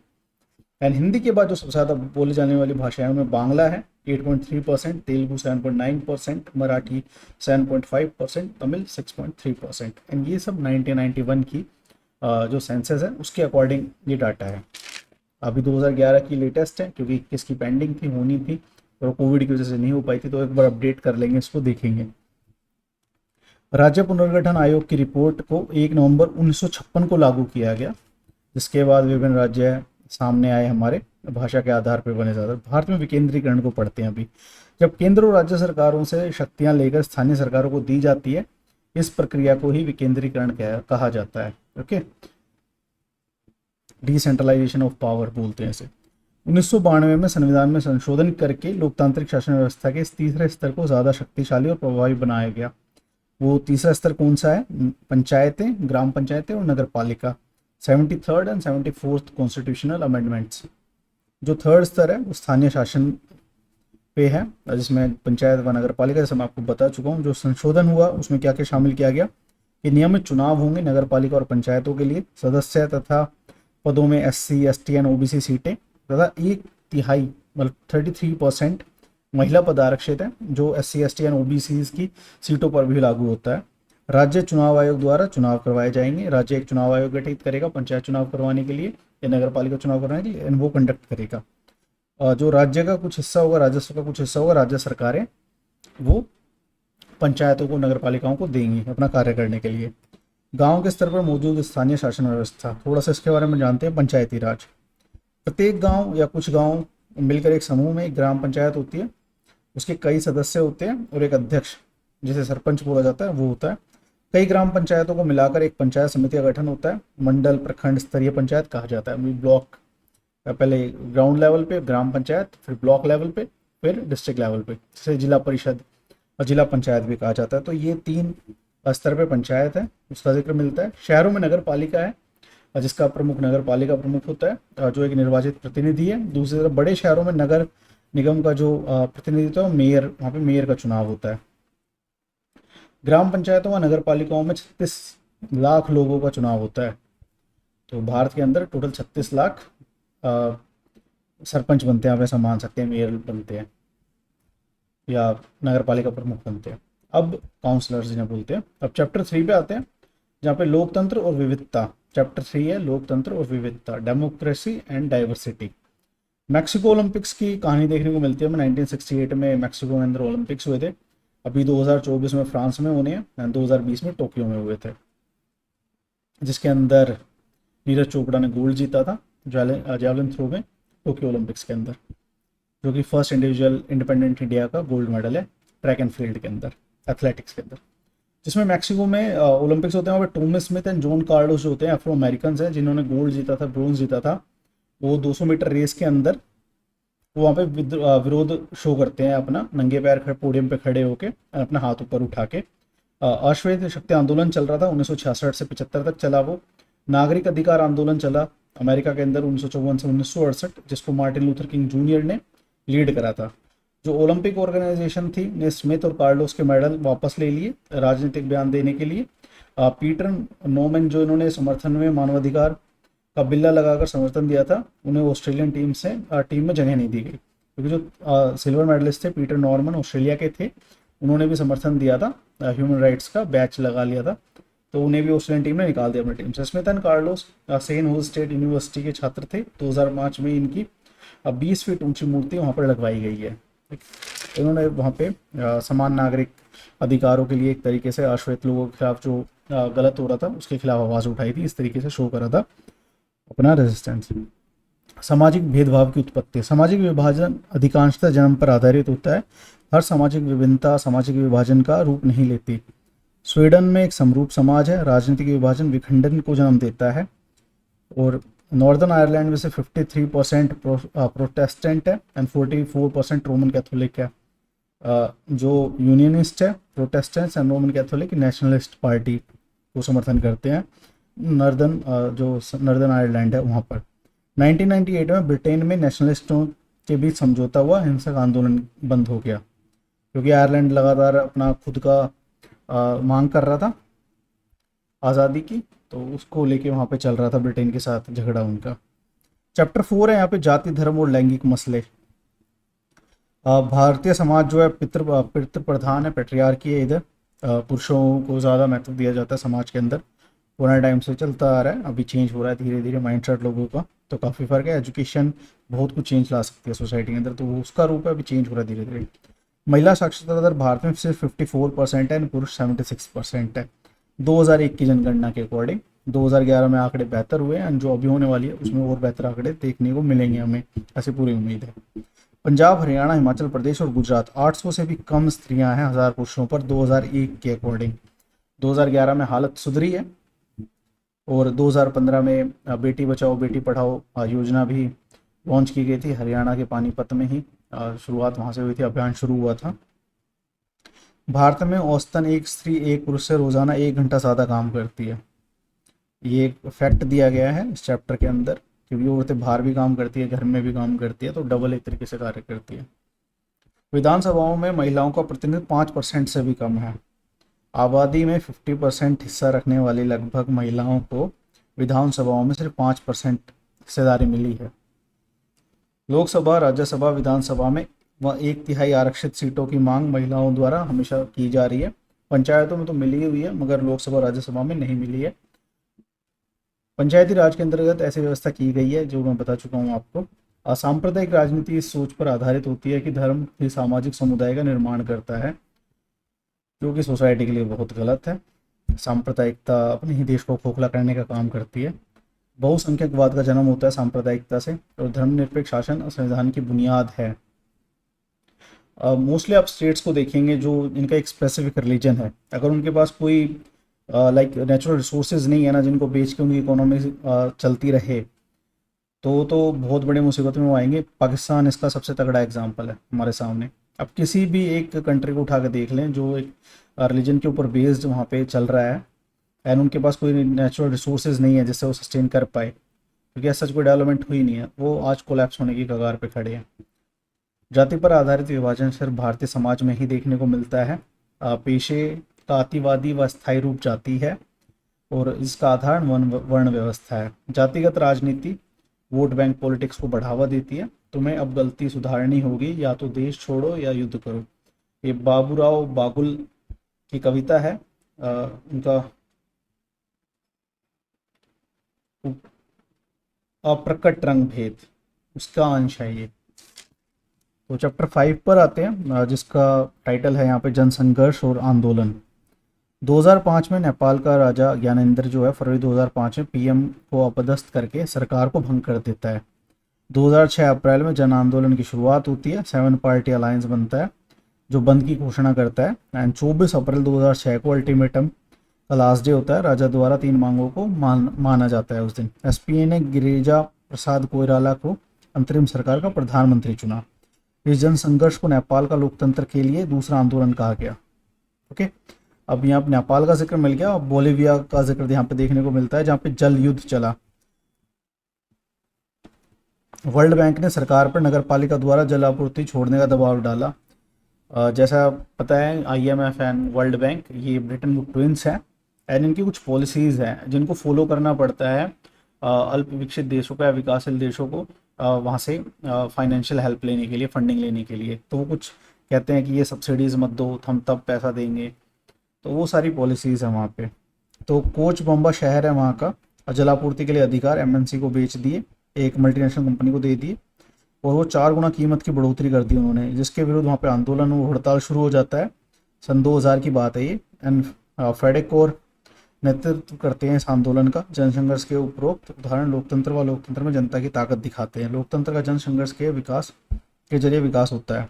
तो आंदोलन जो है वो लोकतंत्र का विकास करने में ही मदद करते हैं, एक तरीके से लोगों की ताकत दिखाते हैं। तो ये आंदोलन होता है, फिर बाद में वहाँ की बोलिविया की जो सरकार है वो हटा देती है उस चीज़ को, बहाल कर देती है वापस से अपनी सप्लाई। 1987 कितिको हिच्चिको तोड़ो और रोपो। तो इसका अर्थ है ये कर्नाटक में आंदोलन हुआ था कितिको हिच्चिको, जिसका अर्थ है तोड़ो और रोको। 1987 में पर्यावरण से रिलेटेड आंदोलन है ये। 1984 में कर्नाटक सरकार ने पल्प वुड लिमिटेड नाम की कंपनी जो 1,30,000 हेक्टेयर जमीन 40 साल के लिए मुफ्त में दे दी गई। ठीक है, और कंपनी ने इस जमीन पर यूकलिप्टस के पेड़ लगाने शुरू किए जिससे कागज बनता है। इसी ज़मीन का प्रयोग किसान जानवरों के लिए चारागाह के तौर पर भी करते थे। अहिंसक प्रतिरोध करते हुए उन्होंने यूकलिप्टस के पेड़ तोड़े और अपने फायदे के पेड़ लगाए। तो ये था कितिको हिच्चिको आंदोलन, तोड़ो और रोको आंदोलन, कर्नाटक 1987। अब बाम सेफ का जिक्र देखने को मिलता है हमें यहाँ पे, जो कि कांसीराम जी के द्वारा बनाई गई एक संस्था थी, जो माइनॉरिटीज़ एंड बैकवर्ड क्लासेस के हकों की मांग करती थी। सरकारी कर्मचारियों का बनाया संगठन था, जो बाद में जाके बीएसपी के जनक बनते हैं, बहुजन समाज पार्टी की शुरुआत करते हैं। तो बाम सेव की फुल फॉर्म है यहाँ पे backward and minority communities employees federation. एक सरकारी कर्मचारियों का संगठन है जो जातिगत भेदभाव के खिलाफ अभियान चलाता है। सामाजिक न्याय व सामाजिक समानता हासिल करना इनका उद्देश्य है। जमीन नहीं तो वोट नहीं, इंडोनेशिया 2004 में ये मांग उठी, ये नारा चला वहाँ पर, जमीन नहीं तो वोट नहीं, इंडोनेशिया के अंदर 2004 में। जो 15,000 भूमिहीन किसान थे, उन्होंने आंदोलन किया जकार्ता में, जो कि इंडोनेशिया की राजधानी है। भूमि सुधारों की मांग की। राष्ट्रपति पद के पहले प्रत्यक्ष चुनाव का बहिष्कार करने की बात अगर प्रत्याशी समर्थन नहीं करते हैं तो, ये बात उन्होंने कही, अगर हमारी मांगों का समर्थन नहीं करते हो तो हम बहिष्कार करेंगे, चुनावों का वोट ही नहीं देंगे। तो इस तरीके से उन्होंने वहाँ पे अपना रखा, गवर्नमेंट के सामने विरोध प्रकट किया अपना। नर्मदा बचाओ आंदोलन नर्मदा नदी पर बन रहे सरदार सरोवर बांध के विरोध में हुआ। And national alliance for people's movement NAPM NAPM आंदोलनकारी संगठनों का संगठन, इसका जिक्र यहाँ पे देखने को मिलता है। हमें इसके बारे में थोड़ी डिटेल में जानना होगा नापम के बारे में, तो देखते हैं बाद में। ग्रीन बेल्ट मूवमेंट केन्या के अंदर शुरू हुई, जिसमें 3 करोड़ पेड़ों को लगाया गया, और लीडर थे इसके वंगारी मथाई। दबाव समूह आंदोलन के कारण लोकतंत्र की जड़ें मजबूत हुई है। तो दबाव समूह की बहुत ज़्यादा इंपॉर्टेंस है लोकतंत्र के अंदर। सरकार पे दबाव बनाते हैं, प्रेशर क्रिएट करते हैं अपनी मांगों को मनवाने के लिए, जो सामाजिक हित में होती है, समाज के हित में होती है। चैप्टर 6 है राजनीतिक दल। लोगों के ऐसे संगठित समूहों के रूप में समझा जा सकता है जो चुनाव लड़ने और सरकारों में राजनीतिक सत्ता हासिल करने के उद्देश्य से काम करते हैं। ये मोटा मोटा राजनीतिक दलों का डेफिनेशन है कि वो कौन है, क्या करते हैं, कैसे काम होगा। अगर दल ना हो तो ये सवाल देखने को मिलता है हमें इस चैप्टर के अंदर। तो सारे उम्मीदवार स्वतंत्र या निर्दलीय होंगे, सरकार बन जाएगी पर उसकी उपयोगिता संदिग्ध होगी। निर्वाचित प्रतिनिधि सिर्फ अपने निर्वाचन क्षेत्रों में किए गए कामों के लिए जवाबदेह होंगे, लेकिन देश कैसे चले इसके लिए कोई भी उत्तरदायी नहीं होगा। ये बहुत गहरा सवाल है। मैं खुद ये बात बोलता हूँ कि आप वोट अपने लोकल एरिया का कैंडिडेट देख के करें, मगर एक इंडिविजुअल कैंडिडेट को चुने, और ऐसे 543 इंडिविजुअल कैंडिडेट्स को हम चुन लेते हैं, तो सभी राष्ट्रपति बनना चाहेंगे, प्रधानमंत्री बनना चाहेंगे, कैसे पॉसिबल होगा। तो ये है कि पार्टियों को मजबूर किया जा सकता है कि आप अच्छे उम्मीदवारों को उतारें, तब हम चुनेंगे। तो पार्टियां इसलिए ज़रूरी है कि एक कंसोलिडेटेड पार्टी रहती है, तो उससे क्या है कि सरकार टिकाऊ सरकार होती है, लंबी चलती है, अच्छे से पॉलिसी बना सकती है। बशर्ते उसका उपयोगी होना ज़रूरी है, पढ़े लिखे लोगों का राजनीति में आना ज़रूरी है। भारत में बहुदलीय व्यवस्था है। चीन के अंदर 1 पार्टी सिस्टम है। ब्रिटेन एंड अमेरिका के अंदर 2 पार्टी सिस्टम है। रिपब्लिकन्स एंड डेमोक्रेट्स, अमेरिका के अंदर ये 2 प्रमुख समूह है। तो ब्रिटेन के अंदर लेबर पार्टी है एंड एक लिबरल पार्टी है, उसका नाम मुझे शायद ध्यान नहीं आ रहा है। 2004 के संसदीय चुनाव में भारत में 3 प्रमुख गठबंधन थे, NDA, UPA एंड वाम मोर्चा। NDA national democratic alliance, UPA United progressive alliance and वाम मोर्चा लेफ्ट। ओके। मान्यता प्राप्त दल, जब कोई पार्टी राज्य विधानसभा के चुनाव में पड़े कुल मतों का 6% या उससे ज़्यादा हासिल करती है और कम से कम 2 सीटों पर जीत दर्ज करती है, तो राज्य राजनीतिक दल की मान्यता मिल जाती है उसे। एक राज्य में एक मान्यता प्राप्त दल होता है। लोकसभा चुनाव और 4 राज्यों के विधानसभा चुनाव में कुल पड़े वोटों का 6% हासिल करता है और लोकसभा में मिनिमम 4 सीट जीतता है, तो उसे राष्ट्रीय दल की मान्यता मिल जाती है। वहीं पे मुख्य राष्ट्रीय दलों की बात की जाए तो कांग्रेस 1885 में बनी, भारतीय जनता पार्टी BJP 1980 में बनी, बहुजन समाज पार्टी BSP 1984 में बनी। जो भारतीय जनता पार्टी है वो जनसंघ में जड़ें उसकी मिलती है, एंड बहुजन समाज पार्टी की वाम सेफ में, एंड भारतीय कम्युनिस्ट पार्टी मार्क्सवादी 1964, CPIM, भारतीय कम्युनिस्ट पार्टी 1925 जो CPI के नाम से भी जानी जाती है, राष्ट्रवादी कांग्रेस पार्टी NCP जो महाराष्ट्र में काफ़ी ज़्यादा एक्टिव है 1999 के अंदर, ऑल इंडिया तृणमूल कांग्रेस 1998, आम आदमी पार्टी 2012, दिल्ली में अन्ना आंदोलन के बाद, निर्भया केस के बाद देखने को मिलती है हमें उसका उद्भव, नेशनल पीपल्स पार्टी 2013। ये मुख्य पार्टी है भारत की। एंड वर्तमान में 2023 में जो दल नेशनल पार्टी है, 2023 के अंदर में 2006 नेशनल पार्टीज है अभी, एंड 54 स्टेट पार्टीज है भारत के अंदर 1 जनवरी 2014। ठीक है।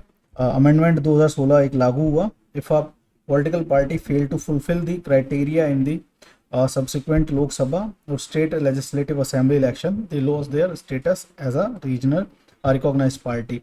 अगर जो एक बार स्टेटस मिल गया बट जो अगले चुनाव हो रहे हैं उसमें अगर वो नहीं कर पाती है परफॉर्म, देन उनका स्टेटस चला जाएगा। इलेक्शन कमीशन ऑफ इंडिया ने 2016 में अनाउंस किया था that such a review would take place after 2 consecutive elections instead of every election। तो 2 लगातार इलेक्शनों के बाद ये रिव्यू किया जाएगा, इसका ये अमेंडमेंट किया गया था। तो चैप्टर 7 है लोकतंत्र के परिणाम। तो आर्थिक चुनौतियां उसका जिक्र इस चैप्टर के अंदर मिलता है। 1900 जब देश नए नए आज़ाद हुआ था तो आर्थिक चुनौतियां थी काफ़ी ज़्यादा, तो उस सब का जिक्र इसके अंदर है। 1950-2000 के बीच के सभी लोकतांत्रिक शासनों और तानाशाहियों के कामकाज की तुलना करें तो पाएंगे कि आर्थिक समृद्धि के मामले में तानाशाहियों का रिकॉर्ड थोड़ा बेहतर था 1950 से सन 2000 के बीच में। डेमोक्रेसीज की जो ग्रोथ रेट थी वो 3.95 थी, एंड वहीं पे जो डिक्टेटरशिप्स थी उनकी 4.42% थी ग्रोथ। लोकतांत्रिक व्यवस्था राजनीतिक समानता पर आधारित होती है, प्रतिनिधियों के चुनाव में हर व्यक्ति का वजन बराबर होता है। तो यहाँ पे ये जिक्र देखने को मिलता है कि शुरुआत में तो भाई तानाशाही जो डिक्टेटरशिप थी, एक बंदे के हाथ में सारी पावर थी, वो डिसीजन ले रहा था। जैसे चाइना का एग्जांपल ले सकते हैं। चाइना को लिटरली सुपर पावर बनाने में एक चीज़ का भी ध्यान है कि वहाँ पे ना पॉलिटिक्स इतनी इंटरफेरेंस नहीं था कि मल्टीपल पार्टीज आपस में लड़ रही है, लोग अपनी पसंद की सरकार चुन रहे हैं, फिर वो उस पर दबाव डाल रहे हैं काम करने के लिए। एक बंदा बैठा, उसने करा, उन्होंने काम करा, तो ग्रोथ वहाँ पे दिखी। बट ओवर द टाइम वो सिस्टम एक तरीके से कोलैप्स कर जाता है। ज़्यादातर डिक्टेटरशिप्स का हाल बुरा होता है क्योंकि एक बंदा सही आ गया, इसका मतलब ये नहीं कि आने वाले बंदे लगातार सही होंगे। नॉर्थ कोरिया का आप चेक कर सकते हैं, हाल बहुत बुरा है यहाँ पर। ठीक है, तो अब आगे बढ़ते हैं। लोकतांत्रिक व्यवस्था ये मैं आपको बता चुका हूँ यहाँ पर। अब लोकतंत्र की चुनौतियाँ चैप्टर 8 है, जिसमें विस्तार की चुनौती है लोकतंत्र को लेकर कि, और फिर लोकतंत्र को मजबूत करने की चुनौतियां हैं यहाँ पर। बहुमत की तानाशाही पर रोक लगाने की चुनौती है सबसे बड़ी, कि बंदा बहुमत को साध ले कोई रिलीजन के नाम पे, कास्ट के नाम पे, एंड सत्ता छोड़े ही ना और फिर अपनी मनमर्जी चलाने लगे, तो वो एक तरीके की तानाशाही हो जाती है। तो उसका जिक्र यहाँ पे देखने को मिलता है। एक किताब है स्वतंत्र सेनानी बिरसा मुंडा, जो कि डॉक्टर श्याम सिंह शशि ने लिखी है, उसका जिक्र देखने को मिलता है। हमें बिरसा मुंडा के बारे में जिक्र मिलता है। जो बिरसा मुंडा को भगवान ही माना जाता है आदिवासी समूह में। इन्होंने अंग्रेजों के खिलाफ लड़ाई लड़ी थी, आज़ाद स्वतंत्र सेनानी थे, उनका जिक्र मिलता है। और फिर एक किताब और का जिक्र मिलता है, हमारा अद्भुत वायुमंडल अब मैला क्यों, अजीत राम वर्मा की ये किताब है, जो कि पर्यावरण मुद्दों पे हमारा ध्यान पहुंचाती है, डलवाती है। हमारा अद्भुत वायुमंडल अब मैला क्यों, और ये शीर्षक है उस किताब का, जो कि अजीत राम वर्मा ने लिखे थे। इन 2 किताबों का जिक्र है। तो ये हमारी 10th क्लास तक की एनसीईआरटी कंप्लीट हो गई है।